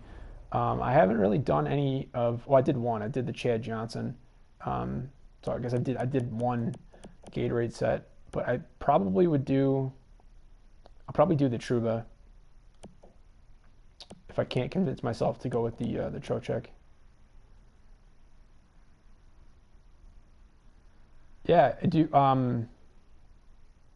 if you like connect to me, like send me a friend request or whatever. And if you don't get automatic notices when your friends are playing, like your online, like PS4 friends are playing or whatever, I'll send you a message about a game. And if you play other versions of like non-hut versions, like 3s or 6s or EASHL, that could be even fun to play some of that stuff, or some co-op on the huts, like the hut challenges. I don't know if you're any good at the game. I'm not. To be honest, like I'm improving, but I've been like just like practically begging in the communities that I'm in on through PlayStation for like literally anybody to play co-op with me, and hoping that I'd find somebody who's like awesome, so that like we can like bang out some of the hut challenges that I'm not capable of completing on my own. But it is what it is. The legend sets count as sets as well too, right? So again, it's not a ton. I mean, I don't need to go into this, but it's 3 for each one that you do, and then obviously, oh, that's cool. I've got 8. If it ever loads, it's really weird. Whenever that happens, I always check my internet connection, but it's like I'm still live. So I've got 8 legend collectibles, which tells you that I've done 8 of the legend sets. So again, I mean, that doesn't really add up to the total number. It's only 8 out of just shy of 400, but it does add up over time. I showed you I did the lone player sets. I've done none of the draft champion sets because I've never gotten. I can't win 4 games, so I can't get any of these players. And you turn in your lone draft champion players for a choice of 1 of 5 82 overall rare draft champion players. So I don't get it. So you got to turn in all 5. You got to have all 5 of these lone cards. Then you got to turn all 5 of them in to have a choice of 1 of 5 82 overall. Is it these 5? Like, no offense. I mean, Ovi's awesome. Line's not bad. I just personally don't like Brock at all. And Guy Lafleur, like a lot of people already have his legend card. I don't.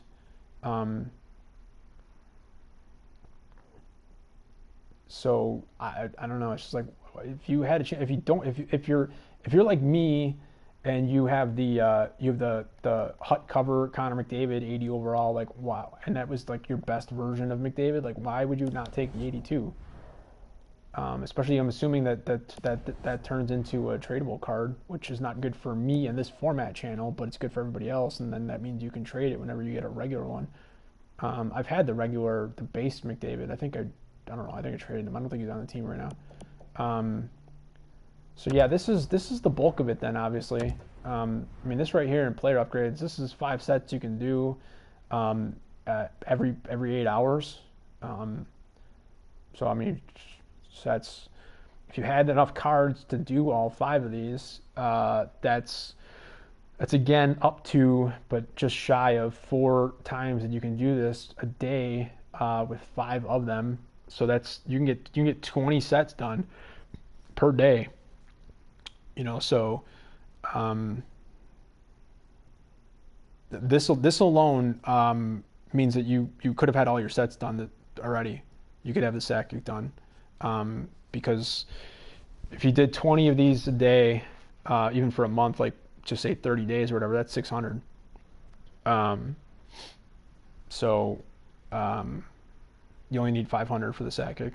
So I mean, you could literally focus on just this, and if you do it often enough and you have these cards, which they're kind of getting more expensive. Gold rares can be expensive if you don't have them. Gold commons can be expensive if you don't have them. And now like it's boiled down. Silver rares and silver commons that at one point the market flipped and bronze were worth more or cost more to get in the marketplace, I guess because of synergies, than especially silver commons or even silver rares. And now it's like basically all 5 of these are relatively expensive compared to the overall market that has definitely gone down. So after the market went down, then prices for all of these on average went up a little bit.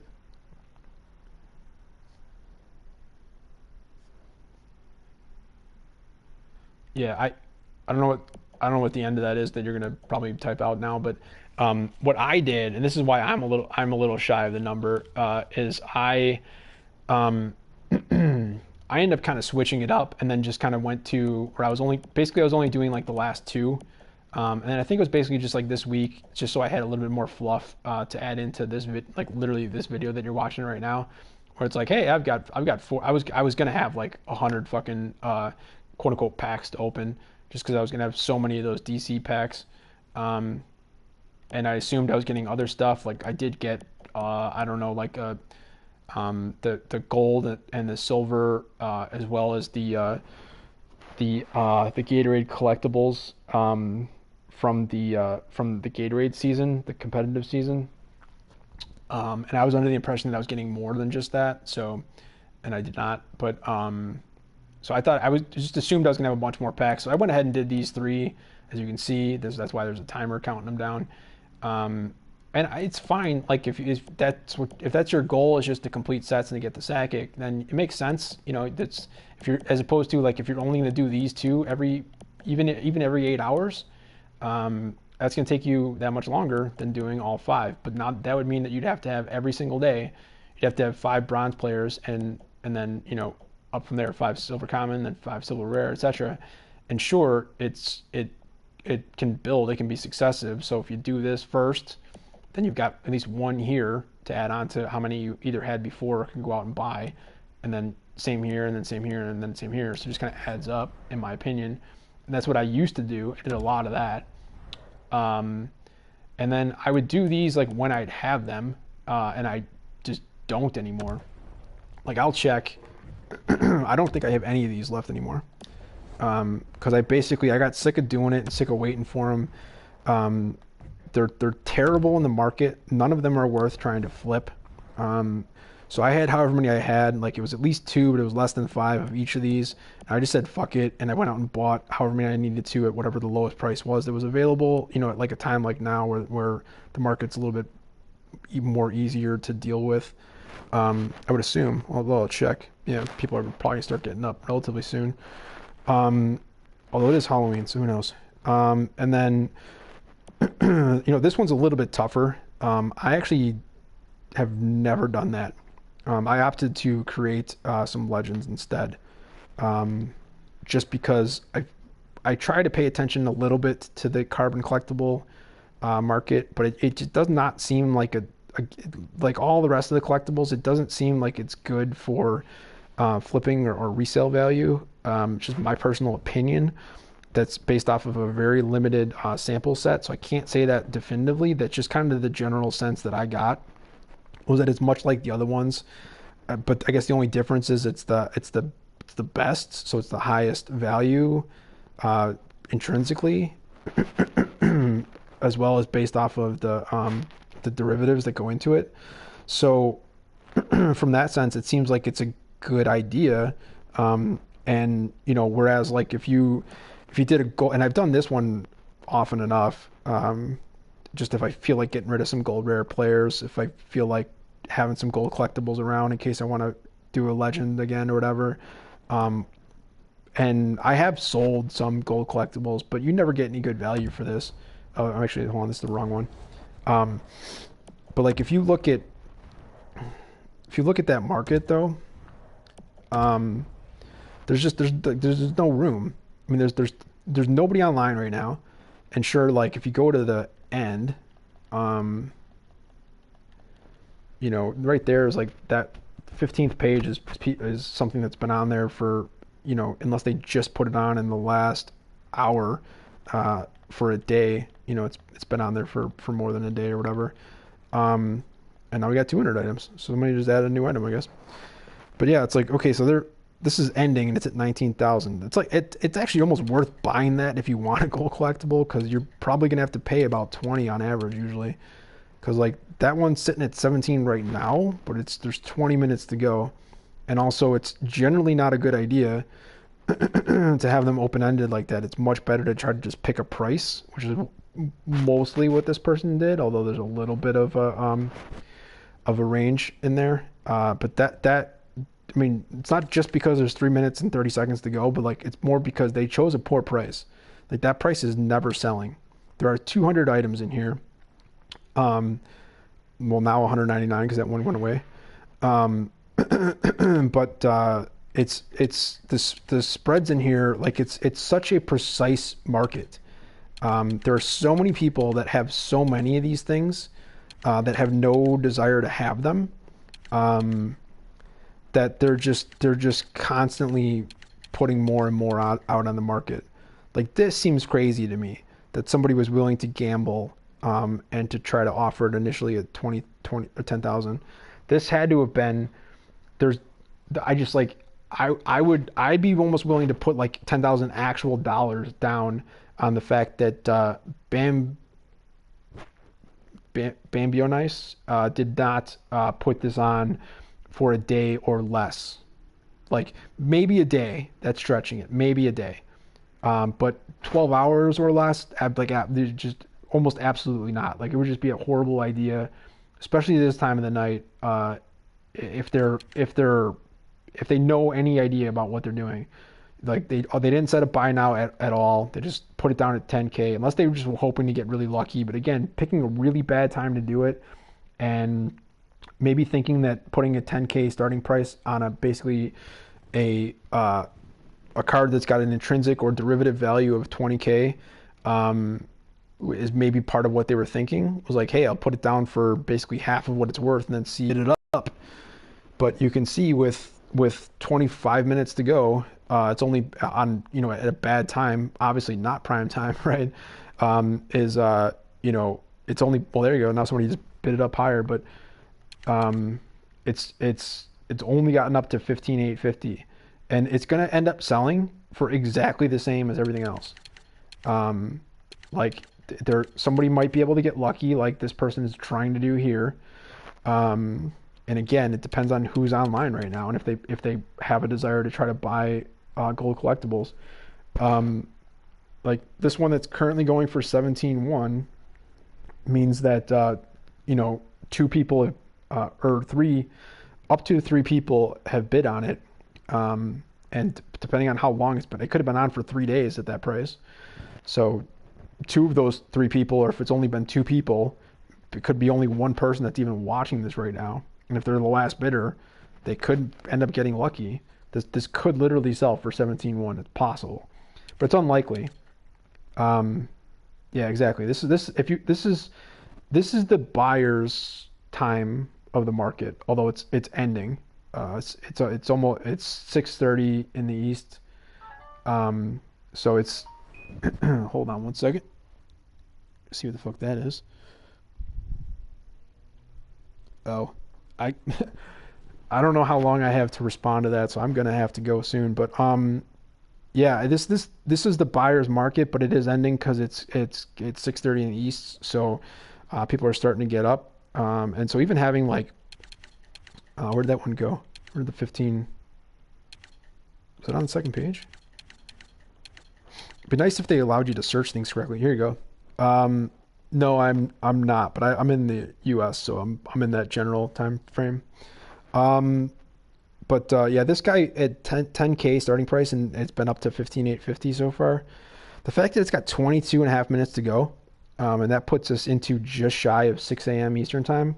Granted, on a Friday, but also, or not a Friday, but on a Halloween, which is not like a true day off sort of holiday for everybody.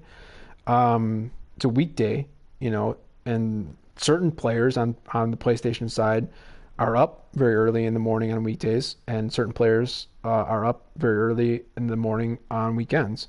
I've kind of seen both of them because I tend to do this, which is like start at midnight and go until 6 for some reason. Don't know why. Um, but yeah, so I think this card is going to basically sell for the same thing. I think it's going to sell for 17 or more, and the fact that they put it down at 10 didn't make it any higher. And it's if they did it because they were like they didn't want to do this, they didn't. Well, that's a little bit of a spread too. So I mean, this person is probably if they do sell it, they're probably only going to get their ask their 2249 for it. But like this, the guy starts at 20, doesn't put a buy night price in. This is either not going to sell, or it would have been now it's moving my stuff over on me. Somebody just puts, that's weird. This one here, like, to me, it's the exact same thing if you would have put it in with a start price of 20,000 and a buy now price of 1UP, 20,050. Because it's like, that's the price you're going to get. Like, people are not going to pay you more than 20K for something that's worth derivatively, intrinsically, however you want to view it, currently 20K. And so yeah, so it's if you put it in as a base, like hoping to get lucky, like okay, except I can go where I can't, unfortunately I can't do it from the search from this screen, because like if I click over into to the search filters, it's stupid. It's just stupid the way it works. They need to fix it. Like this person has a better chance of getting their price than this person.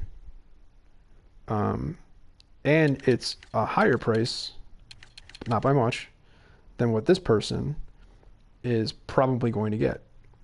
And because that ends first at 13 minutes and this one ends later, even though it's only 6 minutes later, and it's like if somebody's going to buy this, they probably would have bought it by now. So neither one are probably going to sell, which is, I guess, why we're able to view them right now.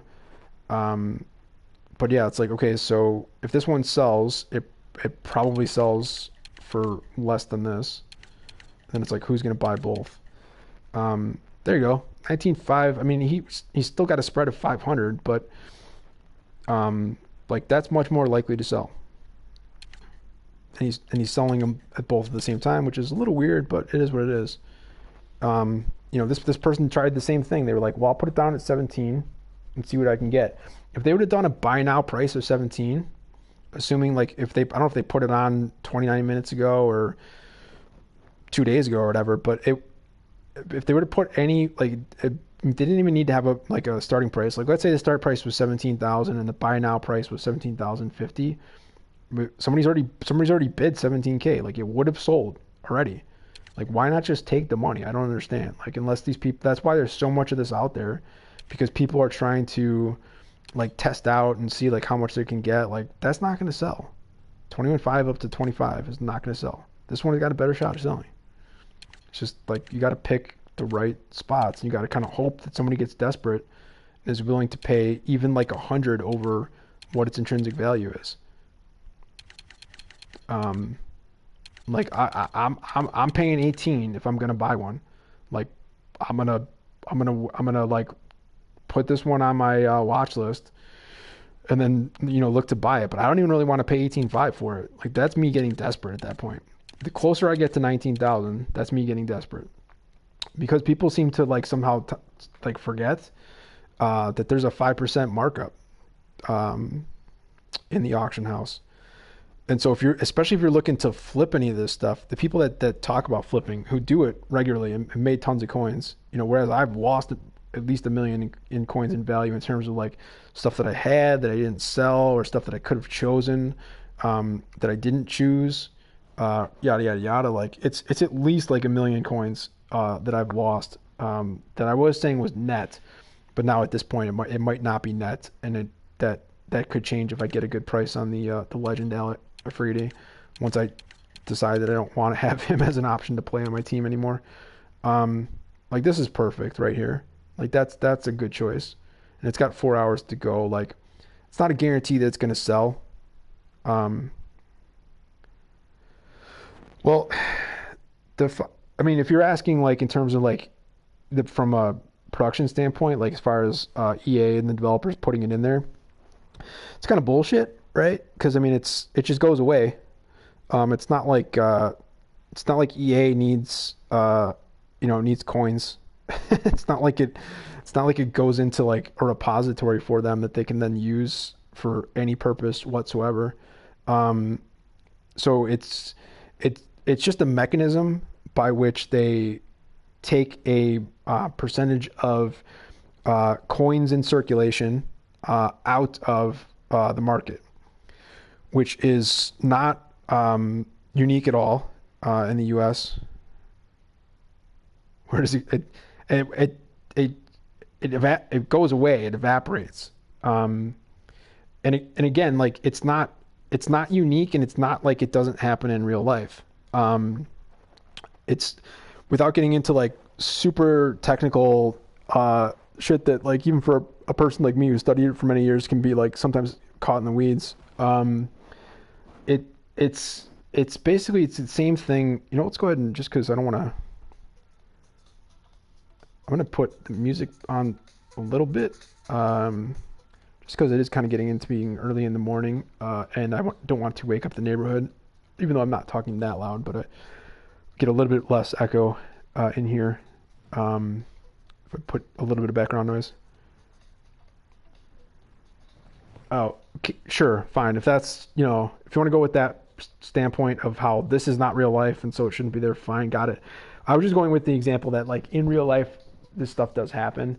And that's how, like when people talk about the Fed and what rates they're going to choose and stuff like that, and when they make certain choices with things, that is one of the things that they can do. They can either ease or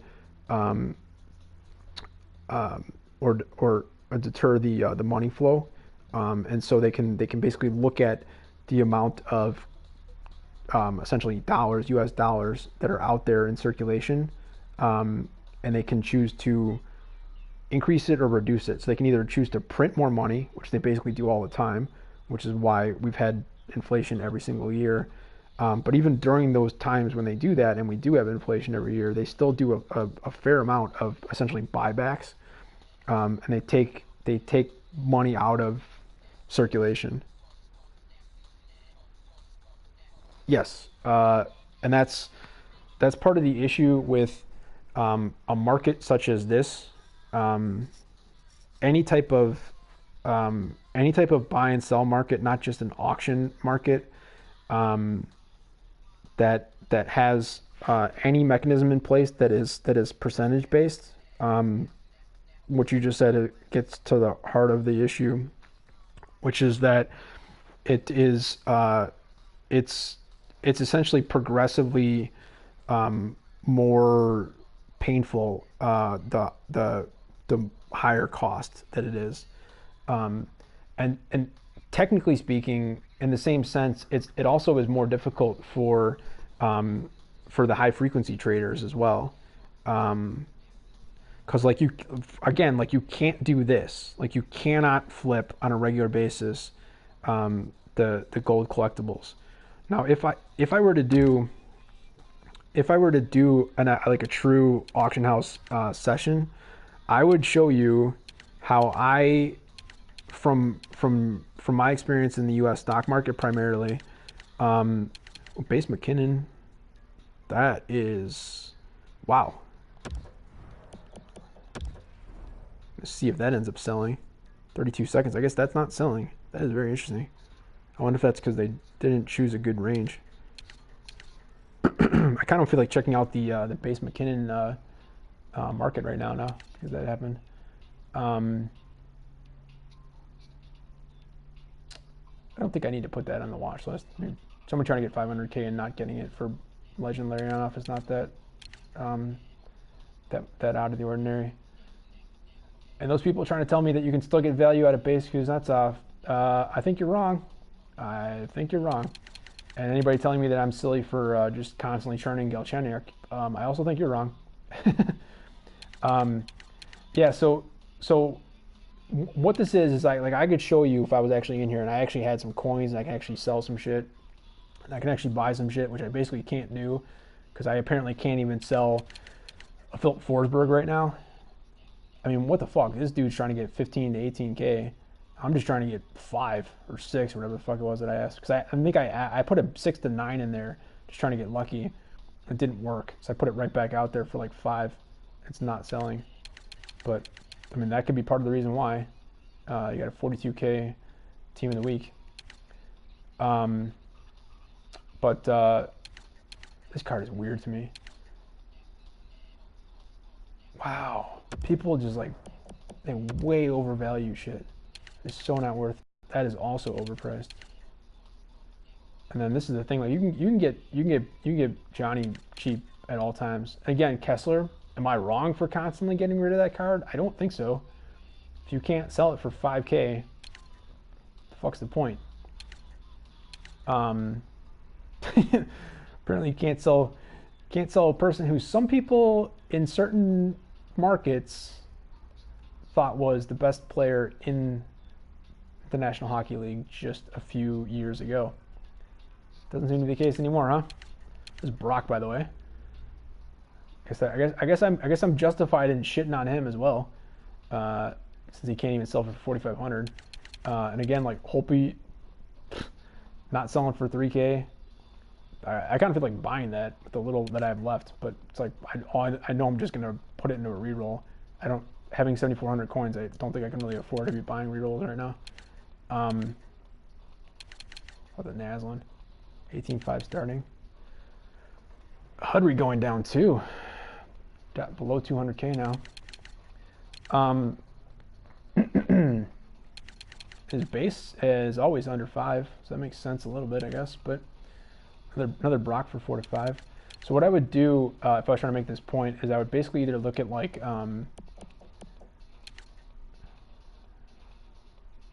it's tough. People make the market tough. Well, some people do, yes. But what I was trying to get at, and I wasn't doing a very good job of trying to get to the point, which is that some people, quote unquote people, accounts, are not actually people. Oh, here we go with this card. I'm going to toss that under the wish list just so I can see what that ends up selling for, just because I don't want that card at all. And apparently this person at least thinks they could have gotten 20K out of it. Like for me, this is a good, this only has a max of 200 items. It's a good one to look at, although it's not a great example during this time frame. Like this is actually one of the few that you can sometimes do during the regular hours as well, because having to wait 6 minutes for the first one to sell is a little bit ridiculous. But you go in here and so that one's 39.50 buy now price, so you can immediately from this screen see how many more of those almost 200 are going for that much or lower. So now you're down to 23, and you can drop it down from there and just keep going, depending on how many of them you're looking for, whether it's to buy, sell, or just for flips. Jeez, how cheap are these fucking things? Wow, that kind of tells you why I have so many Lazars and Johnsons. Okay, so they're not below 34.50. So they're basically all at 3,500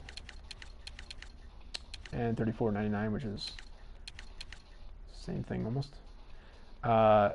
So unfortunately I don't have enough coins to do this to show you.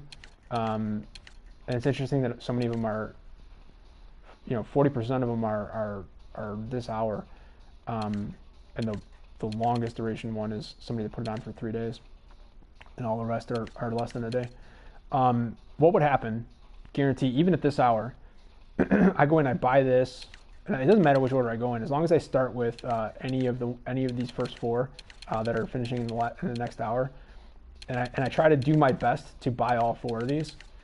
So that means I have with 14K or more, and it should be more. You really shouldn't buy these four cards if you don't have more than 14,000 coins available. I guarantee maybe it would happen after the second one was purchased, but certainly if I bought 3 of the 4 or even 4 out of the 4, immediately from this same screen, I would then click this, and I'd go on to one of the ones that doesn't move, and I'd click it again, and I say I bought these 4, or I bought 3 out of the 4, and the fourth one got bought by somebody else. Immediately from this screen at that price point, these cards would populate again. So what I'm trying to say, I'm not trying to like beat around the bush or sugarcoat it or whatever the fuck. Like, there's bots. There are lots of bots, and they've got different names if it's the same like group of people or whatever that are doing it. But it is extremely obvious to a person like me that is used to dealing with bots in the stock market, because they're legal in the stock market, but they're not legal in a lot of like games, like in terms of like gameplay. I don't think, like, even in this game, I don't think you're allowed to bot the gameplay, but people probably do it. But it's not a thought. Like, I guess it is technically a thought and opinion, but it's one of the ones that I have that's like that I'm 99.9% on the thought, where I can almost like claim it as a fact. Like, I don't know definitively. I haven't run into anybody that has said, yes, I am botting. But even though I have in every game that I've played, I just haven't in this one yet. And I don't think that they would admit to me that they're botting gameplay. I don't have the ability to do any of that shit. I don't even use a computer, as I mentioned. Like, I'm not even connected to like social media and that sort of shit. Like, I'm very disconnected. Like EA is. What do you mean that?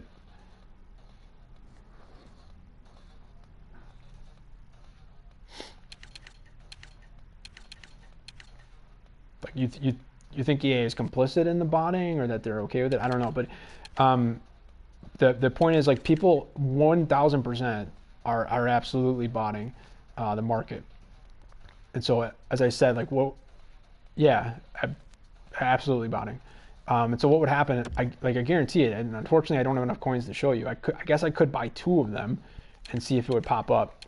But generally speaking, in a situation like this, I would have to buy 3 or more, and immediately at least 1 more would pop up. And then, like, the cool part, and it's not happening here, so I should maybe try to find another example if possible. Yeah, so you look at ones that are not rated that low. Damn, that is a lot that are under 35.50. I was looking at a bad screen. Some people are selling some stuff really cheaply for some reason. Okay, I guess not.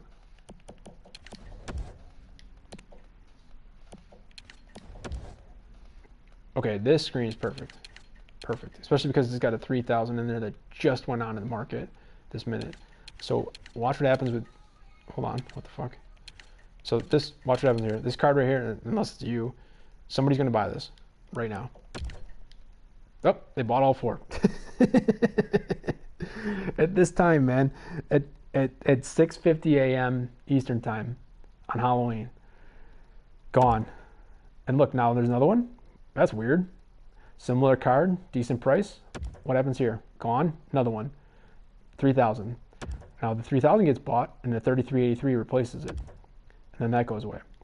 Now they're gonna keep it up. 33.83. 3,300.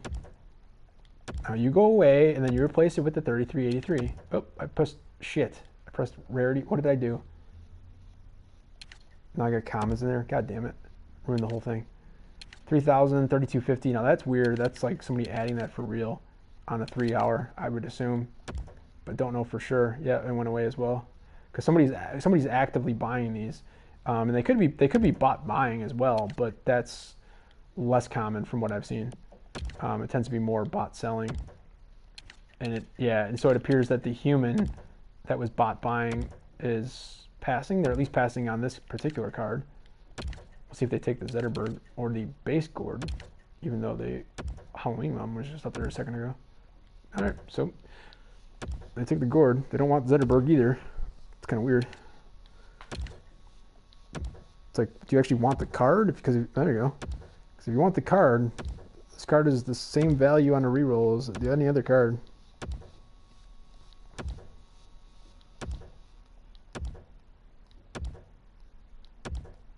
Maybe somebody tipped them off. Like, hey man, there's this guy out there. He's got one guy in his room. He's been broadcasting for 2.5 hours, and he's calling us out and botting. 3,000 gone. Let's see what happens here. Well, there could be a lot of reasons to do it. 3,400. No, I can't tell. I can't tell on. Oh, didn't mean to do that.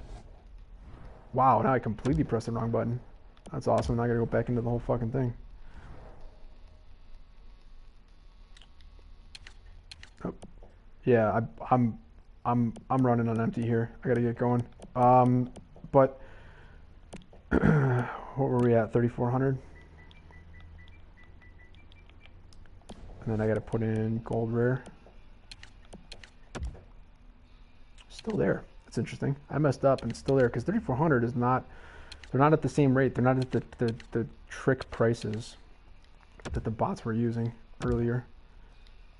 So I mean, part of the point would be, especially if you like, if you're trying to create essentially a what in the market is referred to. Yeah, I'll give you like another couple minutes, I think, and then I'm gonna get going. But yeah, it was good to talk to you as well. Yeah, so if you're trying to like kind of mimic what goes on in the stock market, those things are called proves how out of it I am. I can't even get the acronym right. HFTAs, or high frequency trading algorithms, or otherwise referred to by many people as just algos.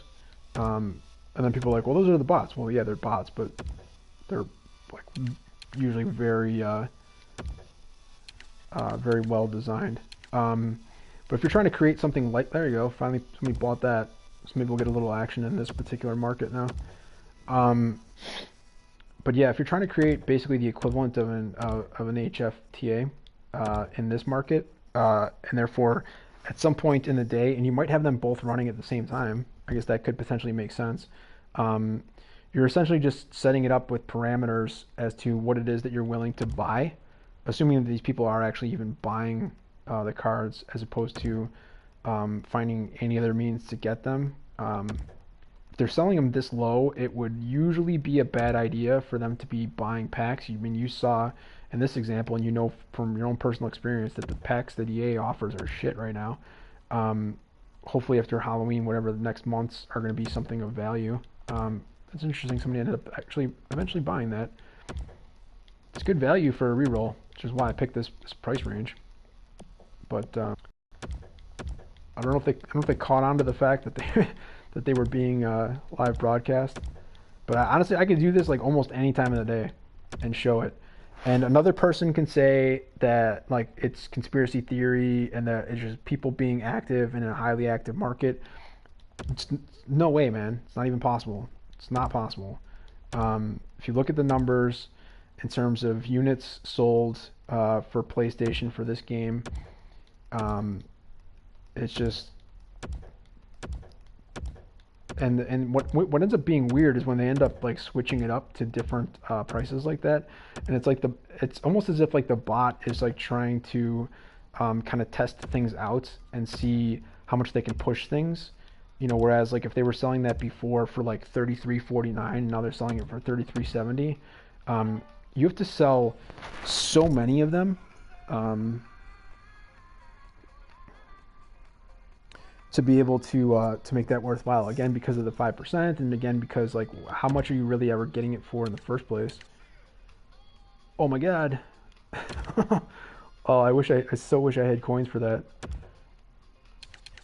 Oh man, dude, Jeff, if you can get on right now and buy these cards, if they're gonna keep doing this, they are gonna keep doing this. get on and do gold rare less than 3,050, and see. Well, maybe they're done. Maybe the bot gave up on it. But if they're gonna be dumb enough to be selling any gold rares at any level for 3K a pop, like just from reroll value, at least in my opinion, I'm happy to pay 6K for a gold rare reroll. I could potentially get lucky at times and get them for cheaper, but Atkinson 3K? Nope. Now let's see if it's going back up. So they sold 2 at 3K. So now they're gonna push the price. So now we're gonna see 31.50 for a little while. But the thing is, like, even with a person like me who's willing to like potentially pay a good amount. I don't know why they're not going away. People stopped buying them. Oh my God, the Halloween Dustin Brown.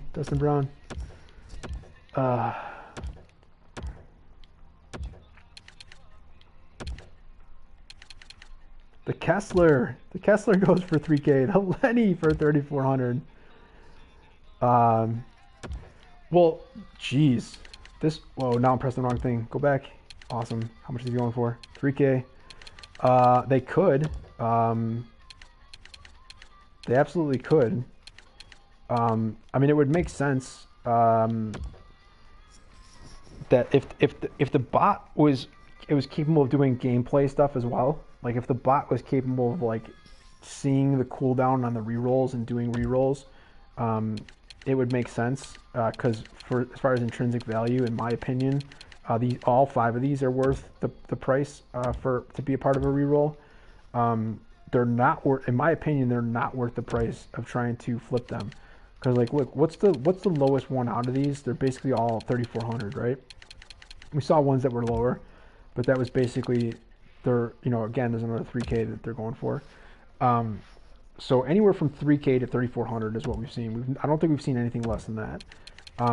So if you think about it, even the range from 3K to 3,400, it's 400 out of 3,000, right? So the same thing that I use my music on is my quickest and easiest calculator to use. So if you make 400 on 3,000, that's a 13.3% return.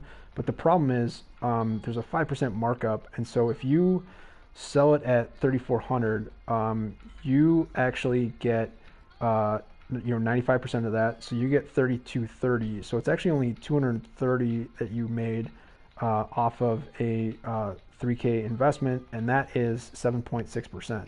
So I mean, what the fuck? You know what I mean? And look at that. I didn't even touch anything, and they're all gone.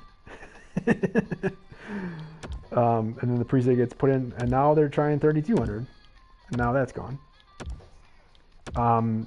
So yeah, it doesn't stand to reason that unless there's something else shady, nefarious, possibly illegal, at least in like as far as the T's and C's of the game are concerned, or somebody getting like a flood of free cards, or finding ways to like hack and steal them from players or whatever. But like, why in the world would you ever steal like such useless like gold rares from somebody? So like none of that makes sense. And that is probably going to sell right now as well, even though they picked, we didn't do the exact, it's like,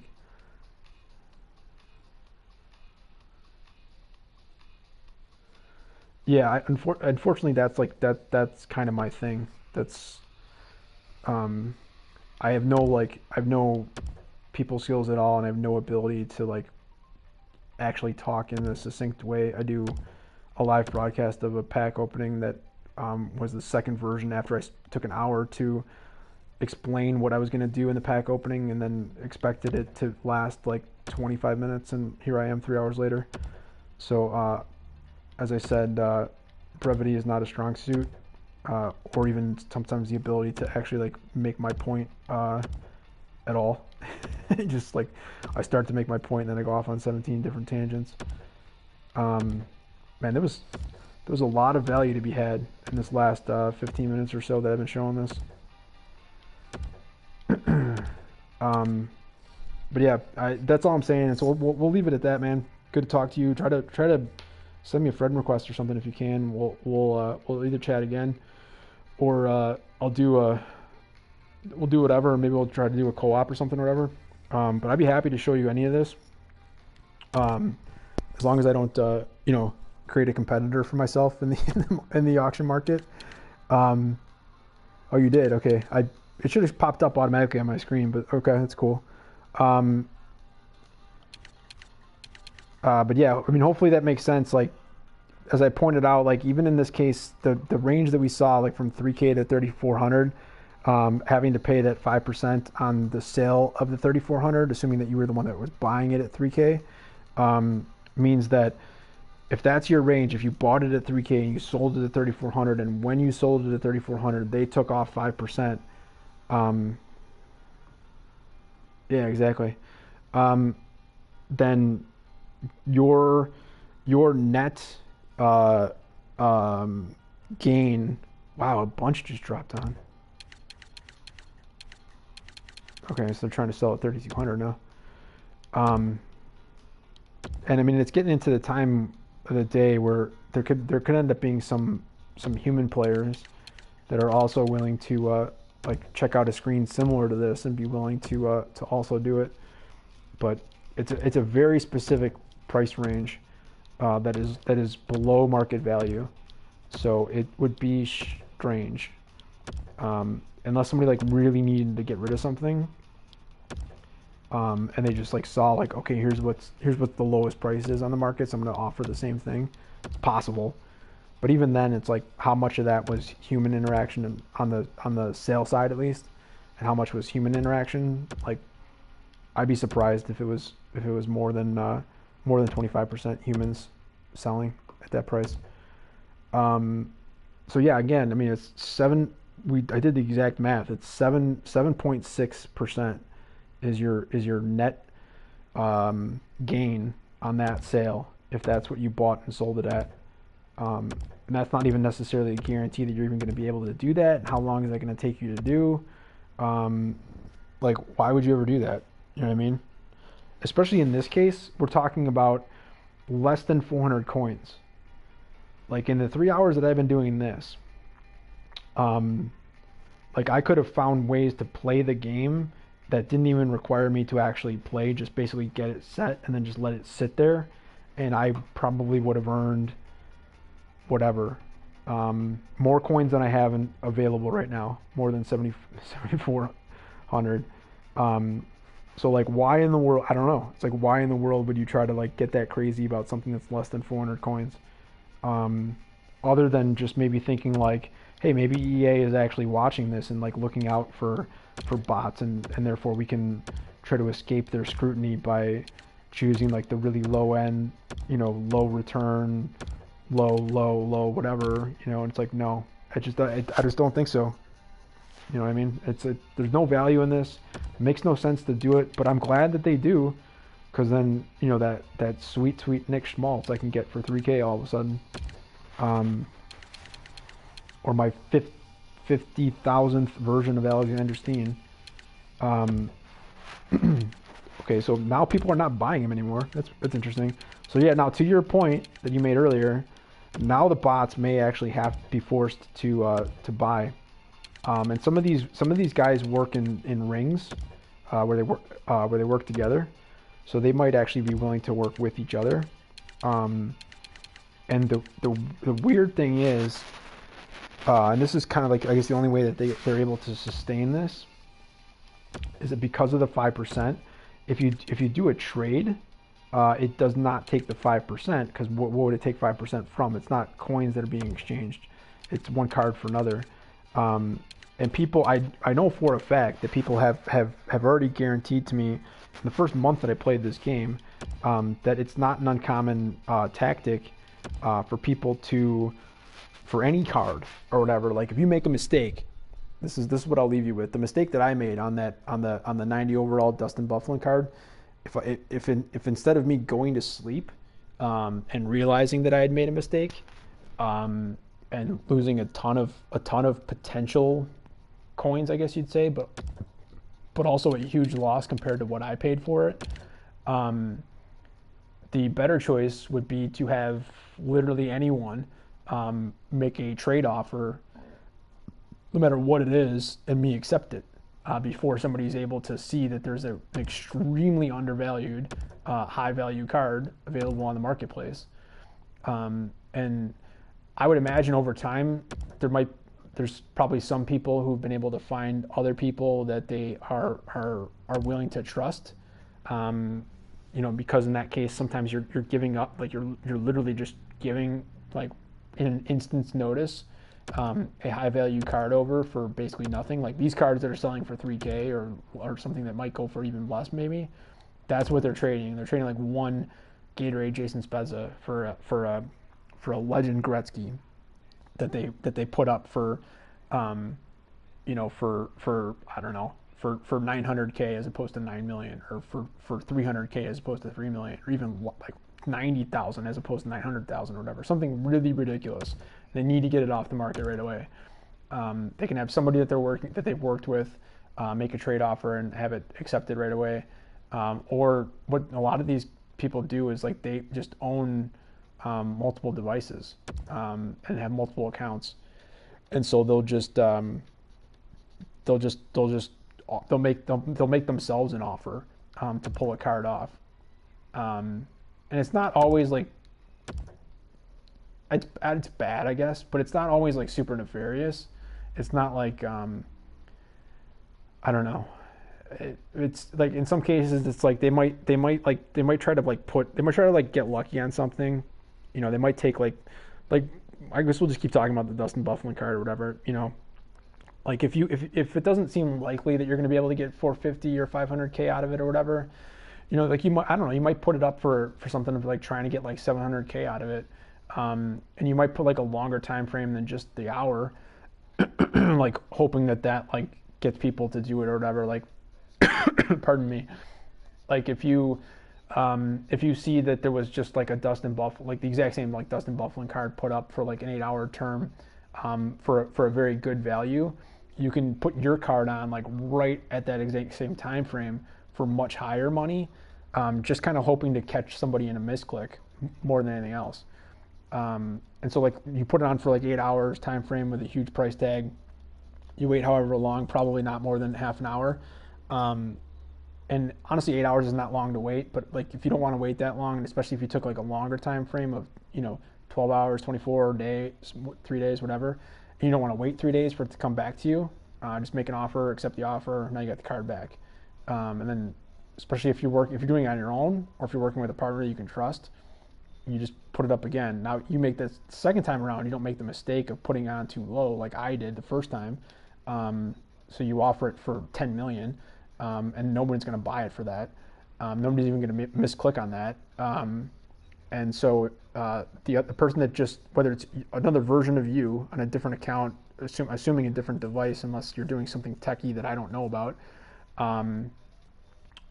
or if it's a partner that you're working with who isn't even in the same location as you, then they go ahead and they put it up on the market with a really high, them an offer with a shit card that has no value, like a contract card or a healing card or whatever, and then they accept the offer, and so now you got the Byfuglien back. So if you have friends in the game that are willing to like help you out in a bind, I think that's fine. I see no problem with that. Like if you make a genuine mistake or a misclick like I did, and all of a sudden I'm selling something of high value for less than like 10 times less than I wanted to, then yeah, if you can trust the other person or whatever, like absolutely, like contact them immediately and ask them to put an offer down on your card, and then work it out of how you get it back. If you have to actually have like a conversation with them about how they actually want your Byfuglien, and they want to make you a trade on it, it's like, well, first of all, why don't they just completely screw you and just buy it for the lower price that you put it on for? Like you can't tell on your side who actually bought the card from you. So if you go through a whole thing where they're like, well, I want to make an actual trade for the card, so why don't we talk about like what we can actually trade here? It's like by the time they finish that sentence, the thing's gonna be sold. So you can't do that. Like you got to have them, make you an offer and have you accept it right away. before anybody can actually buy the thing at the really low price. And then I would assume from there you'd work out a deal of how to get it back from them, or if they want it, and they're like, hey, I was willing to help you out on this. I don't know. I guess it depends on your friends, your quote unquote friends, or who it is that you're willing to work with, your partners or whatever. But maybe they would say like, okay, well, you wanted 500K, you wanted 450K out of this, but you put it on the market for 45K, and I very easily could have just bought it at 45K, or I could have not helped you and put an offer up to get it off, and somebody else would have bought it at that. So that's the price that you would have gotten it at, as opposed to the 450K that you want to sell it for. And I want the card, and I have the card. I'm willing to make a deal for you. You got to sell it to me for less. And now that like they basically blackmail you or extort you or whatever, into making you give it to them for whatever, like certainly less than 400K, I would assume in that situation. Like they're not going through the effort of basically holding a friend's or partner's feet to the fire for like a 10K difference. You know what I mean? Like there's going to be some value gained from them in doing that. And I don't know if you really want a lot of people like that around you.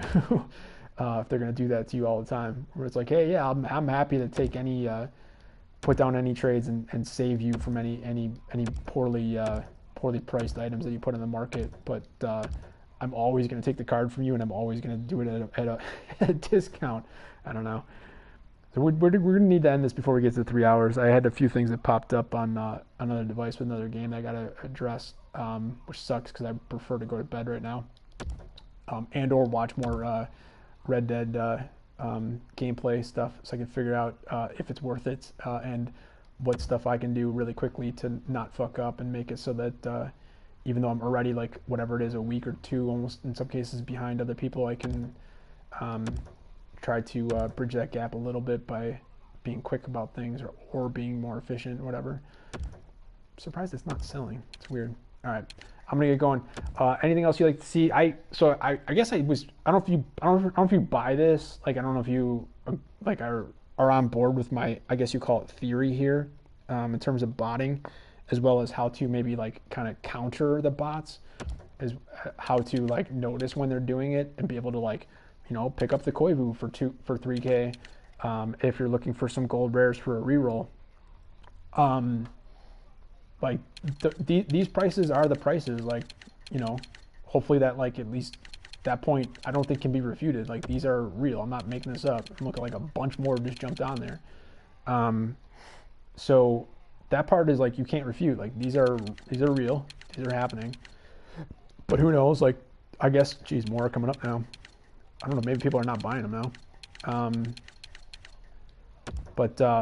Wow, this is almost what you'd call flooding the market. I understand it's only 10 items, but this is, yeah. I said I was absolutely going to cut it off at 3 hours. So we got less than 2 minutes. But I'm just curious if any of these 9 items are going to go away, or if more are going to get replaced them instead. But a market as tight as this, that I'm specifically looking for stuff like this. Usually not for flipping purposes, because again, there's not a lot of value to be had here.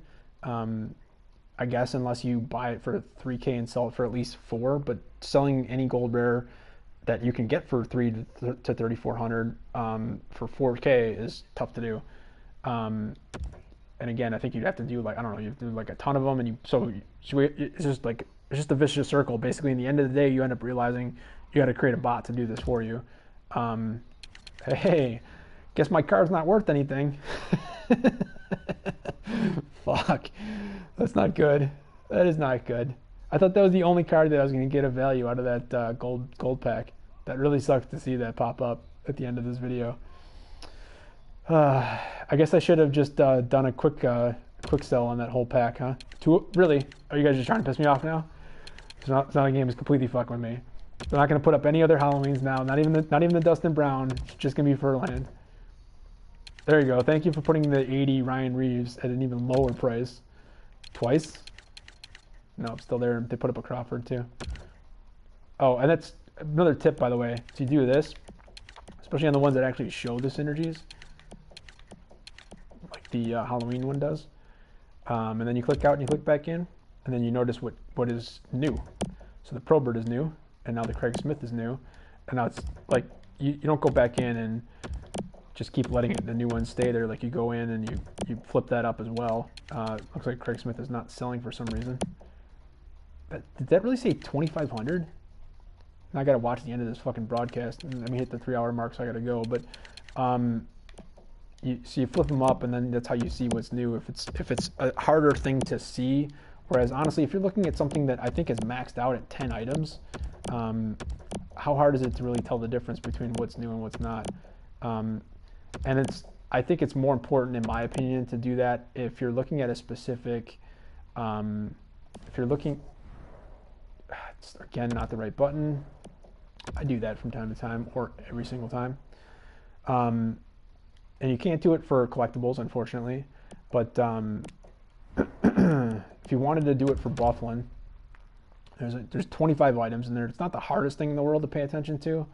But like, let's say that you, I mean, do you want to do buy now or regular price? I'm not even sure which one would be the better choice to go with. But what did you say? You sold it for 240. I was like, did I even put the right number of zeros in there? Okay, so yeah, there's 10 of them currently, right? So you flip them all up like this. And yeah, again, 10 items is not that hard to pay attention to.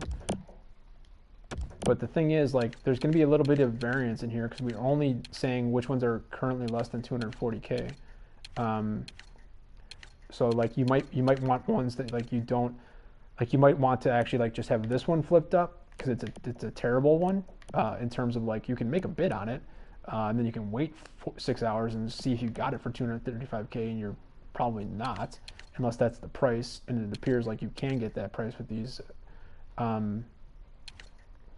So you like what you could do is like flip all the other ones down and then flip this one up and then like see which other ones come in new. But the problem with that is that start price is 235 and these other ones are basically right there as well. Hold on. Yeah, see, it's 235. If it was 240 or 235 999, which is basically what that buy now price is on that one, or the start price on that one is, that would make it a little bit easier. Because right now at 235, like I'd only be able to get rid of one of two, so three, I guess, 3 of those 10, other than this one, by changing that the range to say it has to be higher than 234.99. And then you can have that flipped up and have any of the other ones like flipped down, and then that every time you click in, you'll be able to see like which one's new or whatever. Anyways, those are like just some stuff you can do. And I just know offhand that like the Bufflin market is pretty specific. Like if you wanted to see you know, the not maximum, just type it in. What the fuck? If you wanted to see the Lemieux and Gretzky markets, that's it. And once this gets more robust and more people are able to complete their sets and have these available and also want to sell them, because like this guy just keeps trying to sell them. That name it's not familiar to me. I don't know. Maybe he bought it for like 3.5 and is now trying to sell it for 4, or maybe this is new for them. I don't know. But like this market, for example, like you could be like, okay, well, I don't really want either one of those two prices, but I don't feel like choosing a range because it's such a wide range of when these would be available, and basically just like sit here all day and either do this, or you can honestly just let it sit, and in whatever period of time now with the change to the auction market, I think it's less than a minute, it'll kind of auto refresh itself. Which means if it was one of those high frequency markets like the one that we looked at before this, not the Bufflin but the one before that, you kind of need to refresh like this because they pop up so fast, and especially if you're actually trying to be active in it and you want to be able to buy as opposed to just kind of getting a sense of how often they're coming up and at what prices or whatever. You can just like this type of thing where it's not robust. A lot of the time, if you do this search Like it could come back with 0 items, and this one's only available for 13 hours, and that's 16. So, like, if nobody else offers the next day, there could be nothing in here. And now, 7:30 Eastern is not a good time for this particular market. But like, you could even walk away basically from your PlayStation and just leave it on this screen, and it'll auto refresh itself, and you'll be able to see, because you had these 2 flipped up. All right, cool, man. I gotta go too. But all I'm saying is, like, you could have these 2 flipped up, and you can walk away, and you can come back later. And especially if you wanted to, like, record, not a live broadcast like this, but just do the regular gameplay record for an hour, and then come back, you'd be able to see, like, how many came onto the market. Even though they're probably not going to sell, and they'll still be showing up, because then they'll show up and then they'll be down like that, and you'll know that it's new. All right. So last point. I think you probably already knew that though. But anyways, I'll go. We can talk another time. Hopefully you get something of value out of this, because it was a pretty shitty experience as far as quality of what came out of the packs. Not really much value there. Have a good one, man.